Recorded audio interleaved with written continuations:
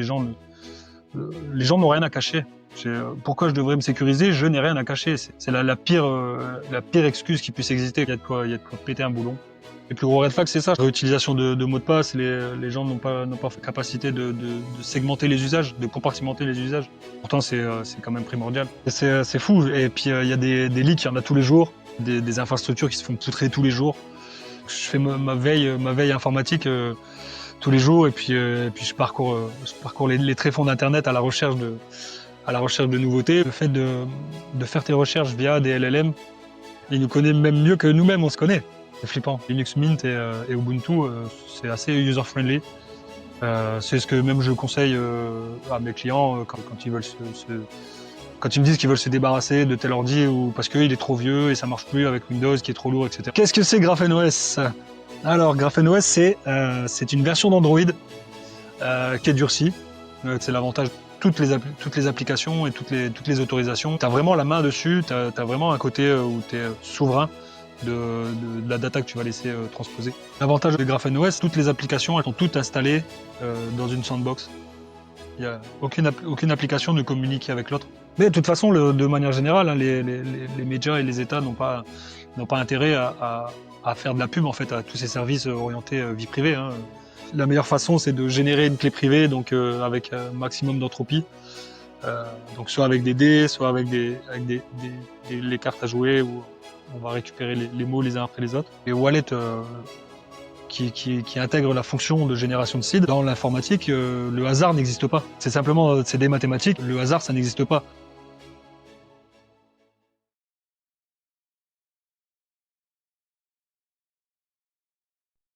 Bah, salut Vaga, comment vas-tu? Salut Ulrich, ça va, ça va. Ulrich. Ulrich, ouais, ouais, ouais, ouais, donc il y a différentes prononciations à mon prénom, mais Ulrich, c'est la bonne prononciation. Ulrich, c'est la prononciation de ceux qui ne connaissent pas le prénom au préalable et à l'allemande, c'est Ulrich, donc tu vois, il y a plein de prononciations différentes. Il y a même GG qui m'appelle Ulreich, donc tu vois, il y a plein de Ouais, j'ai j'allais faire la blague Ulreich. tenté ça la blague, mais bon, aucune connotation, voilà, quoi que ce soit. Oh, pas du tout. Pas du tout, non. Heu Et bah, écoute, moi, je suis content de t'avoir avec moi, la Vaga. On va se faire un épisode qui va être vraiment sympa parce qu'on va parler de sujets qui sont très, très importants pour les bitcoiners, mais pas uniquement les bitcoiners. C'est les sujets en lien avec l'open source, avec la sécurité, avec l'hygiène numérique. C'est des thématiques que j'ai déjà abordées dans certains de mes épisodes, mais pas de manière, assez, enfin, très approfondie et je pense qu'avec toi, ça va être, on va pouvoir, creuser tous ces sujets-là parce que ces sujets-là, toi, c'est ton dada et c'est même ton taf, hein. Donc, Yes. avant qu'on plonge dans ces sujets-là, est-ce que tu veux te présenter pour ceux qui ne te connaîtraient pas et voilà, nous présenter aussi, bah, ce que tu fais? Eh ben, qui ne me connaît pas? Beaucoup de monde, je pense. Moi, je suis Vaga, pseudonyme, hein, bien sûr. Qui je suis? Eh ben, écoute, je suis un passionné d'informatique, de hacking et donc forcément de bitcoin aussi. Hem, c'est même le hacking et la sécurité informatique de manière générale qui m'ont amené à bitcoin. Hem, J'organise les meet-up à Marseille aussi, Bitcoin Only, depuis 2 ou 3 ans, je pense. D'accord. Le meet-up, c'était un meet-up, assez informel, à la base. On se retrouvait juste, on buvait des coups entre nous et puis on discutait de bitcoin et puis de sujets un peu annexes et l'organisateur précédent, en fait, a décidé enfin, il a été muté, pour le boulot et du coup, moi, je lui ai dit direct, en fait: «Je reprends le bébé», avec, la ferme intention de changer le modèle et de lui donner une dynamique différente et de faire des ateliers, des présentations, sur des sujets, qui touchent à Bitcoin de près ou de loin, hein. Et c'est chose réussite, hein, puisqu'après, bah, là, on a fait, 12, 13 présentations sur 13 mois, en fait, peut-être 14, je ne sais plus, Mmh. avec tous les mois un présentateur un talk, une présentation différente. On a eu un peu toutes les figures de la nébuleuse Bitcoin, en France. Mmh. Voilà, hein, pour les Ouais, présentations, je ouais, pense que c'est pas mal. ouais, j'ai vu ça parce que c'est vrai que je dois suivre sur X la page, X du meet-up de Marseille. Ouais, j'ai vu que vous aviez invité, il y avait Théo qui était venu, Science également. Je me demande si vous avez pas eu aussi Nicolas Cantu à un moment donné, certainement? Si, si, si tu veux jeter un œil, on a le site internet, qui est marseillebitcoin.org. Hop, on a c'est un avec le framework de Bebop. On pourra en parler aussi peut-être un peu plus tard. Il y a un onglet planning et puis, bah, en fait, il y a tout, hein. On a commencé, bah, justement, le 7 août, 2024 avec, Thirodem de Bebop, qui est le Chief Technical Operator de Bebop, qui est venu nous faire la présentation de ça et puis, bon, il y a tout le planning. On a eu Nicolas Cantu, on a eu Théo Maugenet, Science, Marius Harachi, Fanis, de LN OK. Market. On a eu Thomas Mang, il y a eu Aurore anciennement Bitcoin Lyon. On a eu Laurent MT aussi, grosse pointure du milieu. Totalement, ouais. On a eu, Asio Flammarius de Découvre Bitcoin, enfin un peu toutes les bonnes têtes, Ouais. les bonnes têtes de Bitcoin, quoi. OK, c'est marrant ce dont tu parles là, l'organisation un peu du meet-up de Marseille et comment est-ce qu'il avait lieu avant et comment est-ce qu'il a lieu maintenant depuis que tu as repris les rênes du meet-up, hein.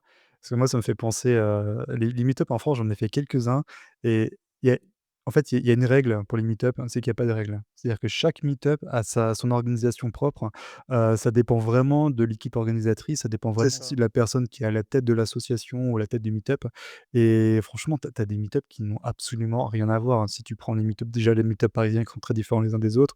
Si tu prends, moi je sais que je suis dans l'ouest de la France, si tu prends un meet-up comme celui d'Angers, donc Anjou Bitcoin et ce que va proposer par exemple celui de Rennes, hein, donc Brest Bitcoin, on est sur des meet-up qui sont très, très différents dans leur forme. Ou par exemple à Angers, tu un peu la, comment dire?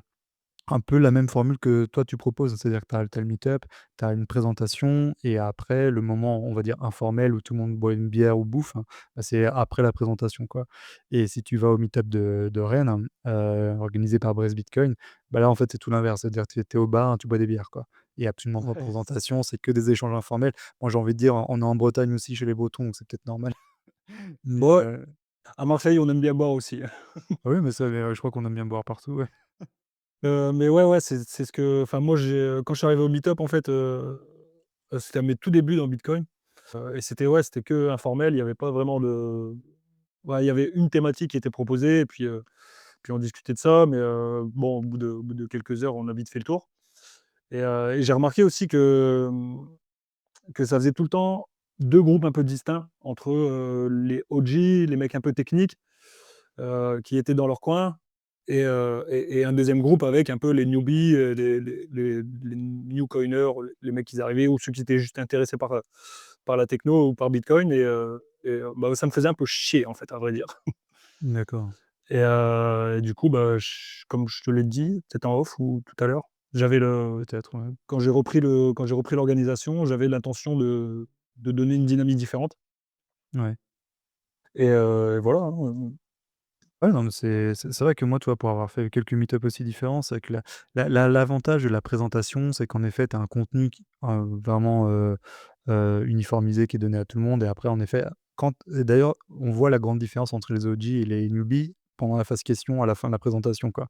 Tu as des questions, des fois, qui sont très, très simples et tu as des questions qui sont extrêmement techniques qui sont posées et c'est là où tu vois un peu la différence. Mais c'est vrai que quand tu es dans un meet-up où il y a pas de présentation officielle et c'est un peu, chacun dans son coin. Ça dépend, je pense, des meet-up, mais oui, en effet, une nouvelle personne qui arriverait dans tu vois, je prends, par exemple, le meet-up de Rennes où il y a quand même des gros OG, très techniques, qui sont présents et c'est vrai qu'une personne, nouvelle qui arriverait, en plus, qui sait pas encore trop faire la différence entre les shitcoins et le bitcoin, là, elle peut se prendre, plein trop même des fois trop d'infos, je pense, dans la tronche, quoi. ouais, ouais, clairement. Et d'ailleurs, petite question, est-ce que ça a été apprécié par les membres du meet-up de Marseille, cette nouvelle formule? Ouais, je pense. On a plutôt des bons retours. OK. Petite précision, je suis pas tout seul à organiser, hein. Moi, je Bien sûr. on est 3 et si j'avais pas mes 2 acolytes, je pourrais pas maintenir ce niveau, en fait, de présentation parce que, bon, il y a du matériel, il y a une certaine logistique aussi derrière. Ouais, On a la chance d'avoir une salle de réunion mise à disposition par, une asso pour laquelle je bossais avant, OK. donc c'est plutôt cool. Ouais, ça, c'est Heu, important là, ouais, d'avoir la salle, tu sais, avec le où tu peux accueillir des personnes, que ce soit pas non plus trop paumé et avec tout le matos de présentation. Ça, c'est mine de ça. rien, c'est presque le plus difficile, en fait. Bah, ça, sur le matos, c'est moi qui, j'ai investi un peu de matériel, projecteur, ordinateur et cetera, en fait, bon, parce que je m'en sers aussi à la maison, hein, vu que je suis dedans, Dans l'informatique, j'ai déjà, mais bon, ça m'a poussé à acheter un peu plus de matériel et puis voilà, ça aide pas mal. Mais ouais, pour répondre à ta question, ouais, ouais, les retours sont plutôt positifs. On a fait un ATH à 40 personnes, je pense, au meet-up. OK, On tourne en moyenne à, ouais, entre 15 et 20 personnes avec un bon noyau dur, de 8-10 personnes qui sont, les plus réguliers. OK, Et dédicace à vous si vous regardez ça, les gars. Et continuez de venir. Mais ouais, ouais, plutôt des bons retours, c'est plutôt cool. OK et du coup, alors le Bitcoin, le meet-up de Marseille, vous êtes quasiment en monopole sur Marseille? Vous avez pas d'autres meet-up qui au proches de chez vous? Le plus proche, c'est où après? Il y a Aix-en-Provence. D'accord, OK. En fait, on est les 3 mêmes personnes qui organisent à Aix et à Marseille, hein. Ah d'accord, OK, ouais. OK. Et en fait, comment? On garde le meet-up de Marseille, pour faire les présentations, les ateliers et cetera, en mode, Mmh. vraiment, comment dire? J'en perds mon latin. Heu, En fait, on veut garder le meet-up de Aix, pour qu'il soit vraiment informel, ouais, où on se retrouve entre nous juste pour boire des coups et discuter et puis souffler un peu.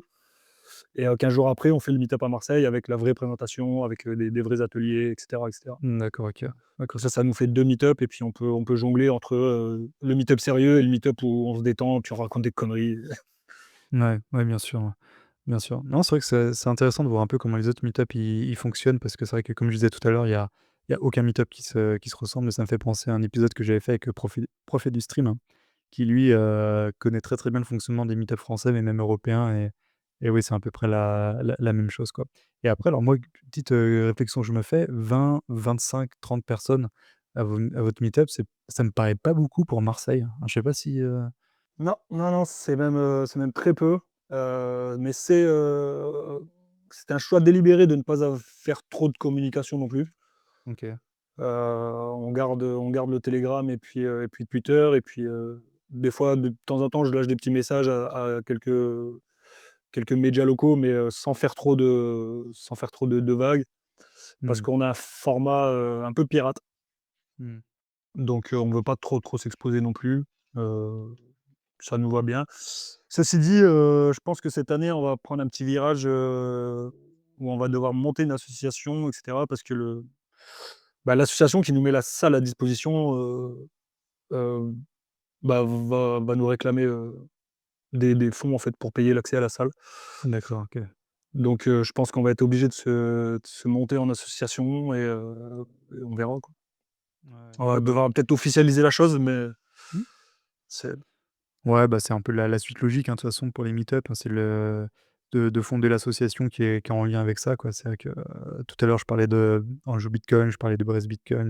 Donc voilà, ce sont les assos en fait qui sont derrière le meet-up et puis ce sont aussi, et puis la structure associative aussi te permet d'organiser autre chose que des meet-up, quoi. Si jamais tu veux accéder à des campus universitaires, si tu veux faire des c'est ça. formations, ça peut être intéressant, quoi, si tu développais, au-delà du meet-up en question, quoi.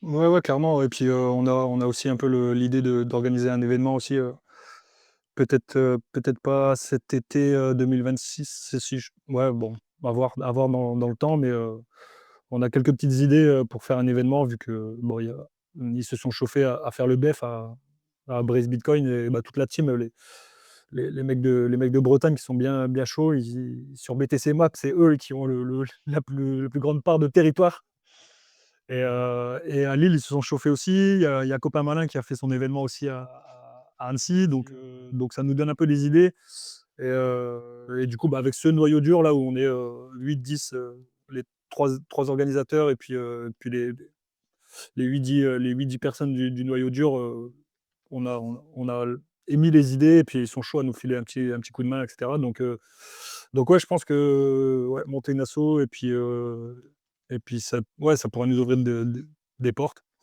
C'est la suite logique effectivement. Mmh. Après, ouais, c'est toujours l'équilibre, en fait, entre, faire de l'événementiel, tout en gardant un peu l'éthos de base. Faut pas, je sais que les gars, Brest Beacon avec le BF, c'est un peu aussi leur but, en fait, c'est de monter ce genre d'événement tout en gardant l'esprit, pur, tu vois?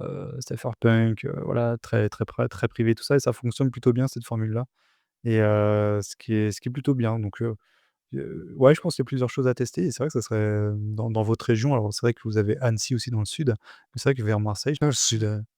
oui, enfin dans le sud, enfin, tu vois, moi pour tout c'est moi Ouais, ouais. je viens du nord-ouest, bon, tout ce qui est au sud de la Loire, pour moi, c'est quasiment l'Espagne, hein, donc tu vois, c'est Pour les Marseillais, c'est tout ce qui est au-dessus d'Avignon, c'est le nord. oui, oui, c'est vrai, ouais, ouais, tout à fait, ouais. Ouais, Et moi je viens du vrai nord. Ça fait 10 ans que je suis à Marseille, ouais, je me disais que tu avais pas une gueule de Marseillais, ouais. non. Tu es ouais, du nord Pas-de-Calais, Picardie, Ouais, ouais, ouais. OK. Nord-Pas-de-Calais, ouais, Nord-Pas-de-Calais. Nord-Pas-de-Calais, OK, super.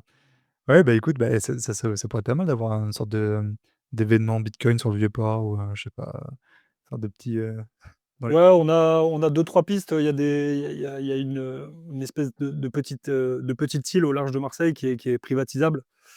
Il y a ça, puis il y a d'autres endroits un peu cool, bah, plutôt vers, la région d'Aix, dans le pays d'Aix. OK. Je sais pas si tu connais la série Devs? Pas du tout, non. Devs, et bah, je te conseille de la regarder et en fait, il y a un lieu, qui s'appelle The Camp, il me semble, OK. qui est un peu dans l'esprit de cette série-là. Ça pourrait être cool de se faire un petit 3 jours, entre bitcoiners, toxiques maximalistes, dans ce délire-là. Tu avais suivi ce qu'avait fait le meet-up de Saint-Malo, pour la halving party Ouais, ou pas? ouais, ouais, ouais, Heu, sur le fort, comment il s'appelle? ah, je sais plus le nom en Je l'ai plus. plus, mais ouais, c'était vraiment cool. J'ai failli y aller, on n'y est pas allé au final. Ouais, c'est un petit fort, au large de Saint-Malo qui est vraiment juste à côté et en effet, quand la marée se retire, bah, le fort est isolé des terres et tu te retrouves, ouais, de 2-3 jours comme ça, moi je l'ai pas fait, mais je sais qu'en Bretagne, il y en a beaucoup qui l'ont fait et apparemment c'était assez Ouais, sympathique. on a eu des bons échos, Ouais, ouais, faut dormir sur des lits de camp, dans des murs en pierre. c'est ça, ouais. Bon C'est délire. un peu le côté, les Beacon Citadel, tu vois? Mais, sans le confort. C'est ça. Et du coup, alors ouais, c'est bien de parler comme ça, ouais, du meet-up, Bitcoin parce que je pense que Bitcoin, c'est un sujet qui va revenir plus loin dans la discussion là qu'on fait ensemble. Mais avant, justement, qu'on revienne un peu à Bitcoin, à la manière dont on peut approcher Bitcoin, comment est-ce qu'on doit aussi l'approcher, en self-custody avec toutes les contraintes et les choses à faire. Il y a une chose aussi, moi, qui est importante parce qu'au-delà de ton côté, organisateur du meet-up de Marseille, tu as aussi une autre casquette, hein, tu en parlais brièvement tout à l'heure, c'est que tu as une casquette, où tu bosses dans l'informatique, hein. Est-ce que tu veux nous en parler un peu plus? Parce que tu bosses dans l'informatique, mais tu es pas non plus un simple, informaticien, j'aurais te dire. Tu as quelques petites, choses dans l'informatique que tu aimes particulièrement. Ouais, bah, Oui. c'est ouais, la sécurité informatique et c'est même ça qui m'a mené à Bitcoin. Je pense que c'est la suite logique, en fait, pour tout informaticien. Enfin, j'ai pas de je suis 100 autodidacte, hein, j'ai pas de diplôme, de diplôme de l'éducation nationale, j'attends pas le tampon de l'État français pour me valider. J'ai des formations de Open Classroom, des trucs un peu comme ça à la con et puis je suis plutôt le genre d'autiste à cliquer partout jusqu'à ce que ça fonctionne et ouais, ouais, c'est la sécurité informatique, l'hygiène numérique, qui sont pour moi des choses, primordiales avant d'interagir avec le réseau Bitcoin, heu et c'est notamment ce que je propose avec ma boîte que j'ai lancée, il y a 2 ans maintenant. C'est de former les gens, à la sécurité numérique, à l'hygiène numérique en 1er lieu et puis après la sécurité des infrastructures, de l'ordinateur. C'est le constat que j'ai fait, dans le sens où, on a été poussé dans un monde numérique. On a le numérique, les outils numériques qui sont prépondérants dans nos vies et sans avoir de formation au préalable, en fait, sur comment utiliser ces outils Mmh. et je me suis rendu compte avec le temps que tout le monde était à la ramasse, en fait. Les gens utilisent les outils, enfin, comment expliquer? C'est que c'est fabriqué et on nous le fout dans la main comme ça et les gens l'utilisent sans vraiment savoir, en fait, ce qu'il y a derrière et comment ça fonctionne Ouais, totalement. et donc c'était un peu ça, moi, le but à la base. À la base, j'avais un CDI, je bossais et cetera et puis, je voulais lancer ce projet-là en mode associatif et puis au final, j'ai quitté mon CDI, j'ai signé une rupture conventionnelle, j'ai pris un petit chèque et puis j'ai ouvert une micro-entreprise et voilà, maintenant ça fait presque 2 ans que je lance cette boîte, cette activité. Ouais, mais de toute façon, ton entreprise, donc c'est Lab 312, 300, C'est ça. ouais, c'est ça, 312. De toute façon, je mettrai les liens dans la vidéo, hein, pour ceux qui sont intéressés, donc lab312.info. C'est là où on peut retrouver ton site internet avec justement tout ce que tu proposes et tu as aussi un compte sur X, hein, justement, où tu postes, des posts et des threads justement sur comment on peut sécuriser, comment est-ce qu'on peut, avoir une meilleure hygiène numérique. Donc tu fais comme ça déjà de l'éducation sur les réseaux sociaux et tu proposes directement donc via ta micro entreprise et via ton site internet, hein, justement donc des formules pour, alors déjà du conseil pour les personnes, donc tu as à la fois du conseil gratuit, mais aussi du conseil, payant si je dis pas de bêtises et puis, bah, voilà, te tu proposes aussi des produits qui permettent justement aux gens qui n'y connaissent pas grand chose, bah, de commencer en fait à adopter les bons gestes, en adoptant voilà les bonnes solutions, quoi. Ouais, ouais, c'est bien ça. En fait, ça se présente sous 2 axes principaux, pardon. J'ai appelé ça Docteur Desktop. Parce que je fais de la réparation aussi d'ordinateurs, Mmh. de réparation, entretien, un peu tout, enfin, je monte et je démonte des ordinateurs depuis que j'ai 15 ans. J'ai toujours été un peu le nerd de la famille. Du coup, bah, c'est tout à fait naturel pour moi de proposer ce service-là aussi. Ça et ouais, 300 le côté consulting, en fait, c'est faire de l'accompagnement personnalisé. Donc, d'une part, je propose des appels gratuits, pendant tu peux réserver un créneau sur le site internet qui est à la fois une landing page et je mets mon temps à disposition pour faire, des audits de vos setups, tout simplement, et du conseil et puis après j'ai plusieurs formules, d'accompagnement personnalisé. Ouais. C'est disponible sur la boutique si vous voulez aller jeter un œil, il y aura les liens dans la description, mais il y a trois formules, sur l'accompagnement pardon. Sur l'accompagnement pédagogique, j'ai, 3 ou 4 formules, je pense, ouais, quatre formules et qui vont crescendo, en fait, de la base, c'est, je te montre et je t'apprends comment générer tes clés privées, comment bien les sécuriser. Je te file, les bonnes sources, les bonnes ressources et les bonnes sources logicielles et la dernière formule, la formule 4, c'est la totale, en fait. C'est le nœud, le full node Bitcoin, le hardware wallet et tout ce qui va derrière et avant ça, je fais la formation à l'hygiène numérique, débutant, OK. qui consiste, tout simplement à donner les bonnes pratiques, de l'hygiène numérique de base, hein, pour l'utilisateur, lambda, on va dire. Ouais. Après, il y a toujours des petits rabbit holes. De chaque sujet on peut approfondir à chaque fois, en fait. Ouais, bah, ça, c'est inévitable. Bah, d'ailleurs, si on commence par ça justement là, on pense quand on parlait tout à l'heure, le fait que les personnes, là, on va dire le normie, la personne lambda dans la rue, elle utilise internet, elle utilise les réseaux sociaux, elle utilise des systèmes d'exploitation, des navigateurs web et cetera, de manière, on va dire, intuitive parce que maintenant ça fait partie de la vie de tous les jours, hein, d'aller sur internet, de tout faire via l'ordinateur.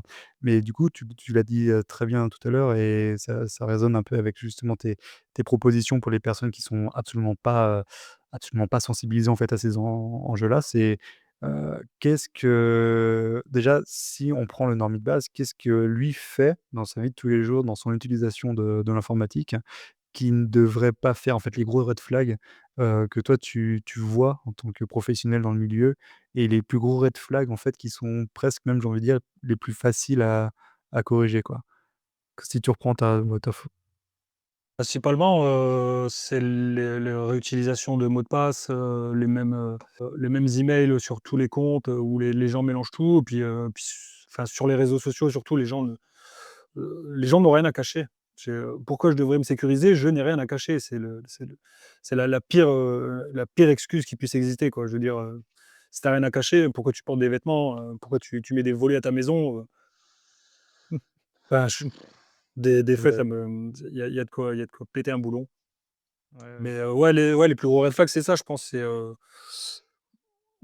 la réutilisation de mots de passe. Les gens n'ont pas forcément la capacité de segmenter les usages, de compartimenter les usages. Mmh. Pourtant, c'est quand même primordial.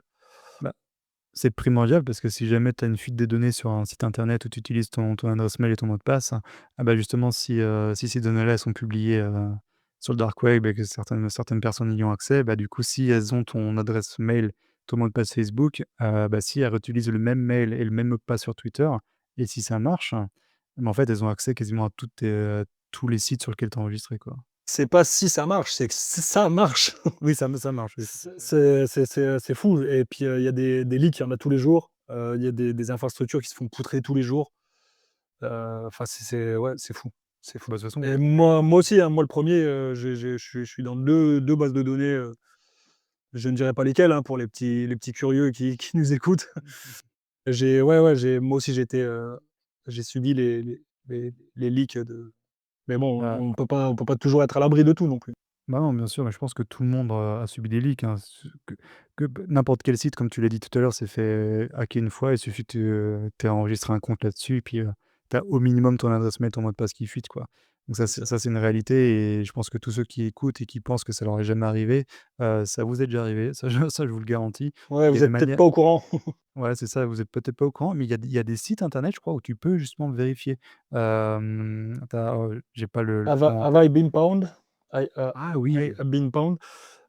C'est un site américain qui fait un agrégat de toutes les databases du darknet. Tout ce qui est enfin, les mecs, ils achètent tout, tous les jours dès qu'il y a un leak, qui sort et puis qu'il y a un mec qui fait une annonce sur un des nombreux sites en point oignon et bah, les mecs, ils achètent les bases de données et puis, bah, ils regroupent tout et ils te proposent ce service-là où tu rentres ton adresse mail dedans et tu peux checker. Tu peux même mettre des alertes pour, d'autres adresses mail si tu veux avoir une Mmh. notification le jour où il y a une autre. Aujourd'hui, il y a ProtonMail aussi qui propose ce service.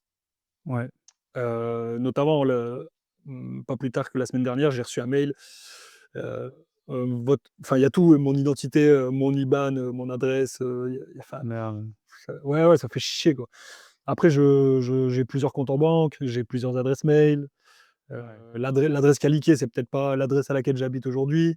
Mmh. Bon, j'essaie de me prémunir au maximum, hein, Ouais, bien sûr, ouais. mais on Bah, on n'est jamais à l'abri, quoi. Et c'est pour ça, ouais, comme tu dis, il faut faire très, très attention et c'est pour ça qu'il faut se former, en fait, à l'hygiène numérique. ouais, tout à fait, ouais. Tout à fait, non, mais tu as totalement raison et d'ailleurs, là, tiens, je prends juste, exemple tout bête.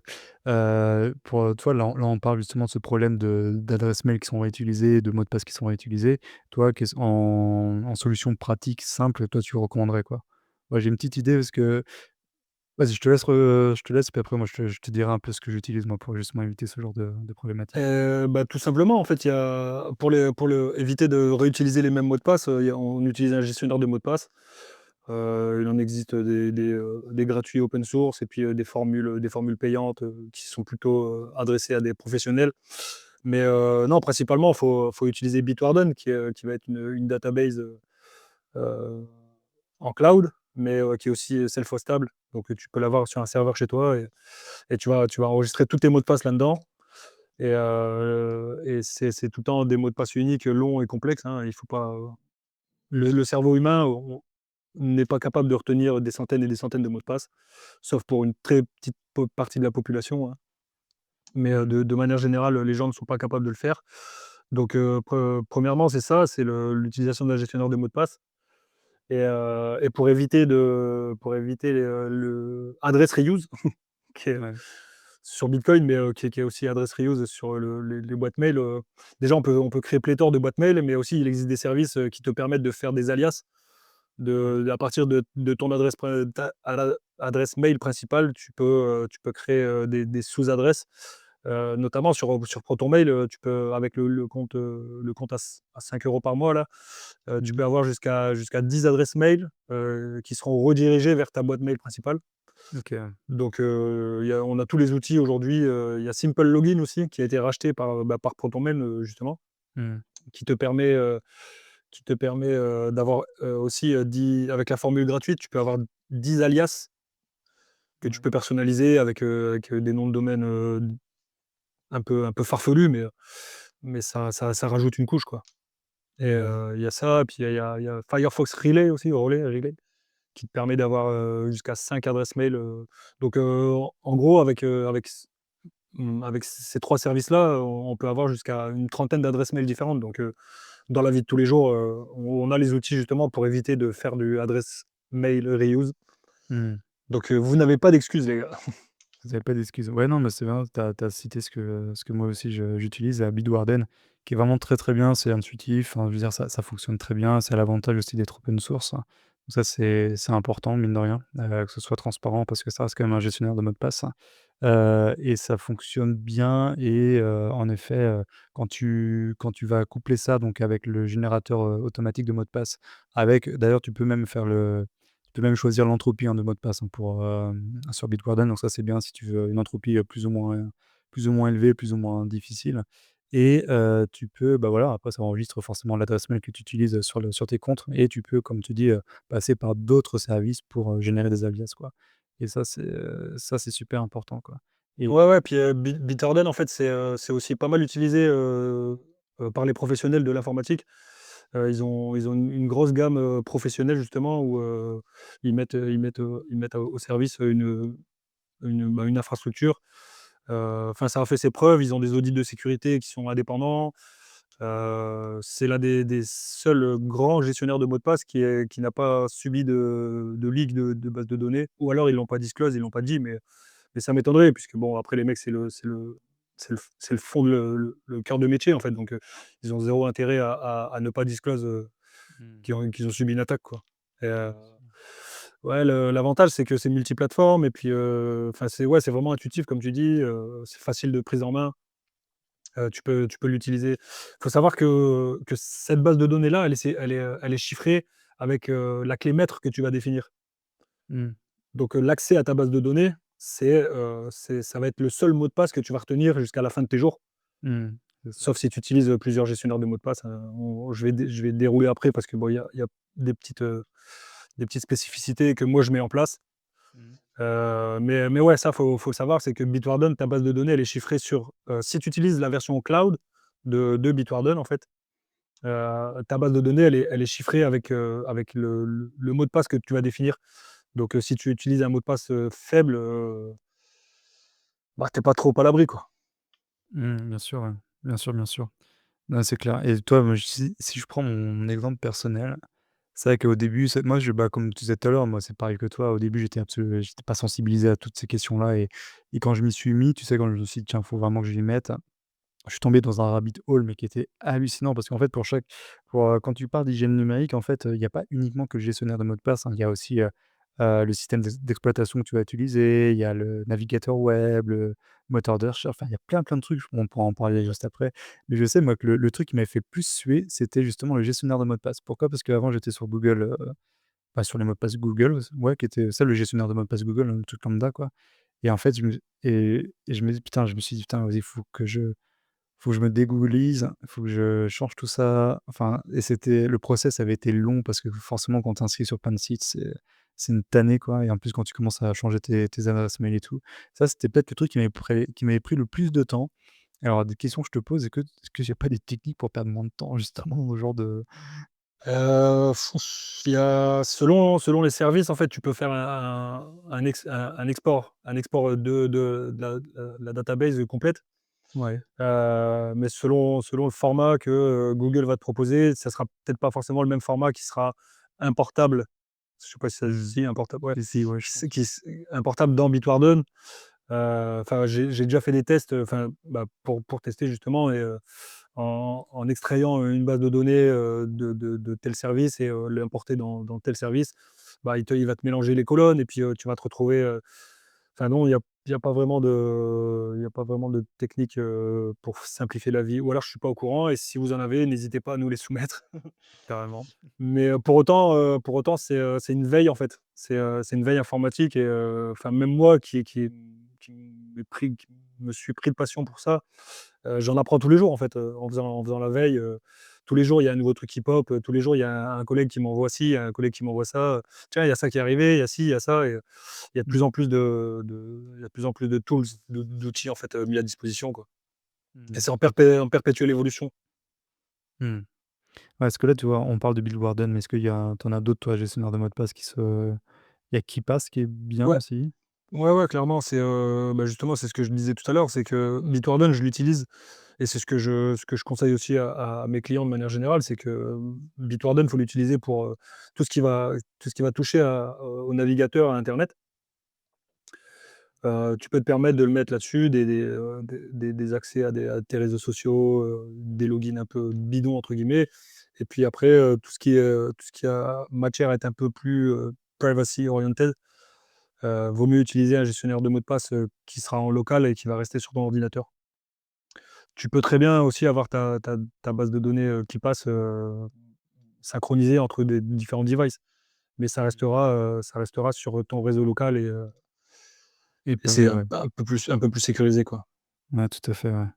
Tout à fait et pour ceux qui écoutent, ne faites pas les conneries de foutre vos 12 ou 24 mots bitcoin sur des gestionnaires de mots de passe aussi, hein. Je vous vois venir. Ça, on en reparlera tout à l'heure. Ouais, Non, mais je dis ça en rigolant, mais j'ai le souvenir d'un gars, il y a quoi? Il y a 1 an et demi, 2 ans, qui s'était fait justement, hack son gestionnaire de mot de passe, hein et le mec avait gardé justement sa seed, hein, sur le gestionnaire ouais. de mot de passe et il s'était fait vider ses wallets et ça représentait, je crois, 5 ou 7 bitcoins. Voilà, je te laisse faire le calcul, quoi et le gars avait littéralement tout perdu. Donc faire attention, hein, mais ça, ces bonnes pratiques Bitcoin, on les gardera pour la fin parce que c'est très, très particulier, parce que tu sécurises pas, comme tu dis, ton mot de passe, Twitter ou Facebook ou Clairement. Instagram de la même manière que tu sécurises, Bitcoin. Très est-ce que tu avais d'autres choses à rajouter sur les gestionnaires de mots de passe? Parce que ça, c'est Non, pas spécialement, hein, c'est les 2 Bitwarden et KeePass, hein, KeePass XC, ou KeePass, tout court, c'est juste, s mmh, plus ou moins la même chose, ouais, tout à fait. C KeePass DX en fait, qui est la version, pour les téléphones, mais c'est les 2 plus gros gestionnaires de mots de passe, du marché, qui ont fait leurs preuves et qui sont reconnus comme étant sécurisés, quoi. que l'avantage d'un gestionnaire de mot de passe, hein, c'est que tu peux commencer à adopter cette bonne, hygiène numérique sans, en fait, quasiment tout de suite. Sans forcément avoir besoin de changer de navigateur, sans, avoir besoin de changer de moteur de recherche et cetera. C'est quelque chose que tu peux adopter, peu importe la plateforme sur laquelle tu es et c'est bien de commencer à sérieusement, en fait, te pencher là-dessus et juste une chose que je rajouterais, je pense, pour clôturer un peu la partie sur ça, c'est qu'aussi le mot de passe, c'est une chose, mais il y a aussi d'autres manières de sécuriser en plus d'un mot de passe l'accès à des sites, hein. Donc avec la double authentification et ce genre de choses, quoi. Ouais, ouais, ouais, clairement, enfin moi dans ma formation hygiène numérique qui est pour les débutants, c'est 4 points en fait qui sont pour moi primordiales et tant que la personne n'a pas compris et mis en place, ces 4 points-là, je n'irai pas plus loin dans la formation. C'est-à-dire OK. que c'est le gestionnaire de mots de passe, c'est, la 2FA ou MFA, hein, de Two Factor Authentication ou Multi-Factor Authentication. Donc c'est les 4 points, c'est ça, c'est gestionnaire de mots de passe. La 2FA, c'est les mises à jour de téléphone, d'applications, d'ordinateurs, que ça soit du Linux ou du Mac ou du Windows. Mmh. C'est voilà, c'est ça, c'est les 4 points, les 4 points primordiaux Ouais, bien sûr, hein. La à sécu. à à mettre en place. Ouais. Une fois que ça, c'est mis en place et que la personne a pris cette routine, on peut aller un peu plus loin sur le browser, le navigateur, Ouais. à faire le hardening du navigateur, mais, on aura peut-être l'occasion d'en parler un peu plus tard, je pense. Ouais, bien sûr. Non, mais c'est important, tu vois, un peu le setup de base à adopter le bon mindset parce que mine de rien, quand tu commences à adopter ça, tu as une sacrée avance, en fait, sur la majorité des gens et déjà comme dirait Science, toi, tu contribues déjà à réduire ta surface d'attaque C'est et ça. tu contribues déjà, en fait, à être plus responsable de tes données et la manière dont tu les utilises et même toi, du coup, ça te responsabilise, toi. Tu te dis: Ouais, «Bah, ouais, tu plus clairement. proactif» et mine de rien, ça change un peu le mindset et la manière dont tu envisages tout ça, donc ça, c'est et je pense que c'est même bien de commencer par ça parce qu'après ça va t'ouvrir justement au reste. Donc ce que tu disais, navigateur, tout ça, quoi. Ouais, ouais. Ouais, et puis, enfin, comme tu dis, le truc de la responsabilisation, en fait, c'est le chemin à prendre pour, quand on vient à Bitcoin après derrière, en fait. C'est que Bitcoin, on pourrait très bien, soit acheter des ETF ou avoir du wallet of Satoshi, mais en fait, on perd l'essence de ce pourquoi Bitcoin a été créé, c'est-à-dire la détention en propre, en fait. Ouais, tout à Et fait, ouais. et et heu et heu et ouais, ça va de soi, en fait. Si tu pas apte à gérer ton hygiène numérique, à avoir ce 1er, sa première pierre angulaire en fait, bah, autant ne pas continuer, Mmh. l'aventure quoi. Ouais, totalement. Puis après, au final, tu vois, entre protéger un mot de passe Facebook et protéger, des bitcoins, en fait, c'est la même chose. C'est la protection d'informations, quoi. C'est ça. Et tu le même, tu la même logique derrière tout ça. Donc ce que tu vas apprendre au tout début, en fait, c'est transposable jusqu'à la fin du parcours, jusqu'à Bitcoin. Clairement, ouais. Alors, on plonge dans là, c'est une partie, moi, que je trouve super intéressante parce que c'est là où le rabbit hole, en fait, il devient, très intéressant, je pense, dans tout ce qui est hygiène numérique et sécurité et privacy. C'est dès que tu commences à toucher, justement, au navigateur et au moteur de recherche. Alors là, putain, mon gars, Ouais, il y en a des trucs à dire là-dessus, hein. c'est ouais.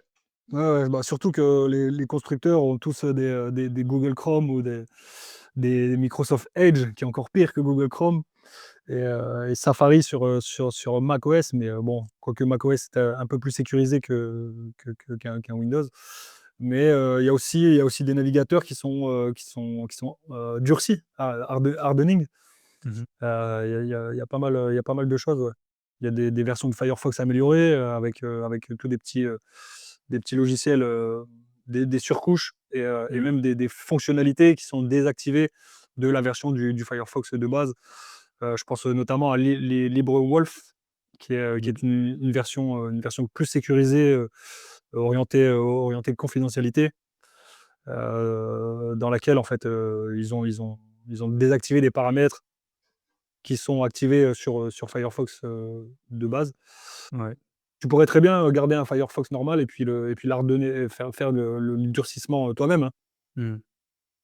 Mais bon, c'est assez technique et puis il faut faire attention à pas faire n'importe quoi aussi. Ouais, bien sûr. Et d'ailleurs, si on reprend depuis le début là pour que tout le monde, je me mets juste dans les baskets d'un gars qui comprend absolument rien à tout ça, tu vois? Quand on parle de navigateur, c'est forcément ce que tu utilisais pour accéder à internet, donc c'est Google Chrome, Firefox, Opera, Safari, tout ça. Grosso modo, on va dire, il y a 3 grandes familles. Tu as ceux qui sont basés sur Chrome, tu as l'open source Firefox et après tu as le reste, c'est-à-dire Safari et tous ces machins-là. Heu, je sais pas si je dis une connerie en disant ça, enfin bon voilà. Et Mmh, c'est très juste. et tu vois, par exemple, la grande famille Chrome, c'est intéressant parce que dans la famille Chrome, tu vas avoir, en fait, le pire, tout comme des solutions qui sont assez viables, hein, qui sont même très, très très, très, très bonnes et après dans la famille Firefox, en effet, tu as le Firefox de base et après tu as tous les forks, en fait, de Firefox, hein, parce que Firefox, c'est open source, donc tu forks le projet maître et tu en fais plein de dérivés. Tu parlais de LibreWolf, tout ça et je propose, moi, qu'on commence par, Google Chrome, parce que je pense que c'est le navigateur le plus utilisé aujourd'hui et déjà, si tu genre, ce qu'on va faire, c'est qu'on va juste comparer le pire de Google, Chrome, donc Chrome lui-même, avec le meilleur de ce qu'on peut faire sur une base Chrome. Donc par exemple, Brave. Ouais, Ah, comparatif, ouais, ben, Brave, c'est une version améliorée du Google Chrome. Améliorée dans le bon sens et dans le mauvais parce qu'ils ont une surcouche de shitcoin aussi, hein, avec leur token à la con et cetera, mais c'est des paramètres qui sont tout à fait, désactivables. Mais ouais, Chrome de base, c'est le navigateur par défaut, non pas sur Windows, c'est Edge, c'est Microsoft Edge. c'est Edge, ouais, tout à fait. Mais il est quand même installé aussi par défaut, donc c'est ce qui en fait, le navigateur le plus utilisé, hein. Hem, mais ouais, ouais, le comparatif, c'est que, les audits de sécurité ont montré, que Brave était le navigateur le plus sécurisé aujourd'hui, avec tout un tas de critères, hein, je t'enverrai des liens que tu pourras mettre, dans la description de la vidéo si tu veux avec des audits de sécurité indépendants et ouais, c'est sécurisé. Est-ce qu'on rentre dans les détails techniques? J'ai pas tout de tête, hein. Non, non, non, mais pas Mais forcément parce que moi je sais que toi, moi j'utilise 2 navigateurs, c'est Firefox Firefox et Brave, en fait et c'est vrai que l'expérience sur Brave, en tout cas pour moi en tant qu'utilisateur un peu sensibilisé à ces questions-là, elle est bien plus fluide et bien plus ouais, elle est meilleure que Firefox, hein. Tu sens que c'est beaucoup plus léger, c'est beaucoup plus, ouais, clairement, ouais. il y a plus de répondants, il y a plus de rapidité dans les recherches. Firefox, c'est sympa, mais tu sens qu'il y a une Alors c'est difficile à dire, il y a une lourdeur en fait dans Il est lourd, ouais, ouais, très il est très lourd et puis, plus ça va, plus ça va, au plus, ils disent qu'ils sont en train de l'optimiser et cetera, mais, la fondation Mozilla a pris des virages un peu, un peu, à l qui vont à l'encontre en fait de ce qu'était Firefox au début. Mais ouais, il est lourd et ouais, c'est moi c'était mon navigateur, de prédilection, mmh, que j'utilisais tout le temps et puis, j'avais ma petite routine où, quand je changeais de PC ou que je faisais une réinstallation, heu, j'ai mon petit setup de hardening du Firefox mmh, et puis là avec les derniers virages qu'ils ont pris en fait, je l'ai toujours, hein, je l'utilise, pour, enfin c'est vraiment comme je disais tout à l'heure, je compartimente les usages. Une identité, un navigateur. OK. Selon sur quel site tu navigues, en fait, on peut s'en foutre ou pas de quelles données on va laisser, en fait. C'est parce que le privacy, la confidentialité, c'est ça, c'est pas tout cacher ou tout donner, c'est Mmh, plutôt, avoir le choix de ce qu'on veut laisser, apparaître. tout à fait, ouais. Ce que tu révèles de toi-même, ouais, tout à fait. C'est ça. Alors ceux qui vont alors c'est vrai qu'on dit que Firefox a des défauts, il est plus lourd, il est un peu plus lent qu'une base Chrome comme Brave. Par contre, il a l'avantage d'être, full open source et c'est aussi un navigateur qui a une longue histoire et une belle histoire en quelque sorte. Donc tu as ceux qui sont, on va dire, des fans hardcore de Firefox juste pour ça. Et tu en parlais tout à l'heure, bah, tu as des spin-offs de Firefox qui existent, hein, et l'un des plus célèbres, c'est LibreWolf en effet, où c'est en fait, c'est une version sécurisée, confidentielle, sans pisteur, sans tracker, hein, de C'est tout ça, ça, quoi. c'est ça. Il y a plein de petits trucs, ils ont poussé les curseurs de la confidentialité au maximum. Il y a des petites extensions qui sont installées, par défaut, qui ne sont pas forcément sur le Firefox, normal. Enfin, c'est devenu moi mon navigateur principal, hein, c'est, LibreWolf et à côté j'utilise aussi Chromium qui est la version full open source de Chrome. Yes, OK, Qui est bien, qui est léger, qui est assez fluide et qui marche très bien aussi. OK, Le LibreWolf, ouais, ils ont poussé le truc, au maximum, quoi. et ça fonctionne très, très bien, ouais. Et une fois alors une fois que tu as réglé un peu le problème de toute façon sur ton site, internet les gens vont pouvoir retrouver tout ça? Parce que c'est vrai que nous on parle de tout ça mais oui, Sur la boutique, non, j'ai pas trop étoffé les sujets, ouais, mais j'en discute avec plaisir, hein, ouais, contactez-moi et puis on en discute, hein. Je mets totalement, de mon temps, pour totalement, parler, ouais. faire les audits de sécurité et cetera. Sur le Twitter peut-être? Plus, sur le Twitter où, tu pourras retrouver des threads que je fais où j'évoque des sujets divers et variés qui Oui, ont trait totalement, ouais. à la confidentialité, quoi. Ouais, totalement. De toute façon, on va pas rentrer dans le détail de chacun des sujets là, mais c'est vrai que le navigateur, c'est important. Après le navigateur, tu as le moteur de recherche aussi où c'est quelque chose qui est important et sur le moteur de recherche, moi, je sais qu'il y en a plusieurs, hein, que tu peux utiliser. Le pire à utiliser, c'est forcément, les solutions de Microsoft comme Bing ou Google où là, justement, toutes tes données, elles sont enregistrées, à quelle heure tu fais tes C'est recherches. simple en fait, tout ce qui est installé par défaut, Ouais. sur un Windows ou sur un macOS, quand c'est installé par défaut, c'est que ça ne veut pas forcément du bien. Donc, je préconise de ne pas utiliser ça, en fait. Mmh. Tout ce OK. qui est installé par défaut, bon, c'est pas tout, hein, il y a pas tout n'est pas acheté, hein, mais n ouais, non, vaut mieux pas utiliser ce qui est par défaut. J'ai un onglet favori avec pléthore de de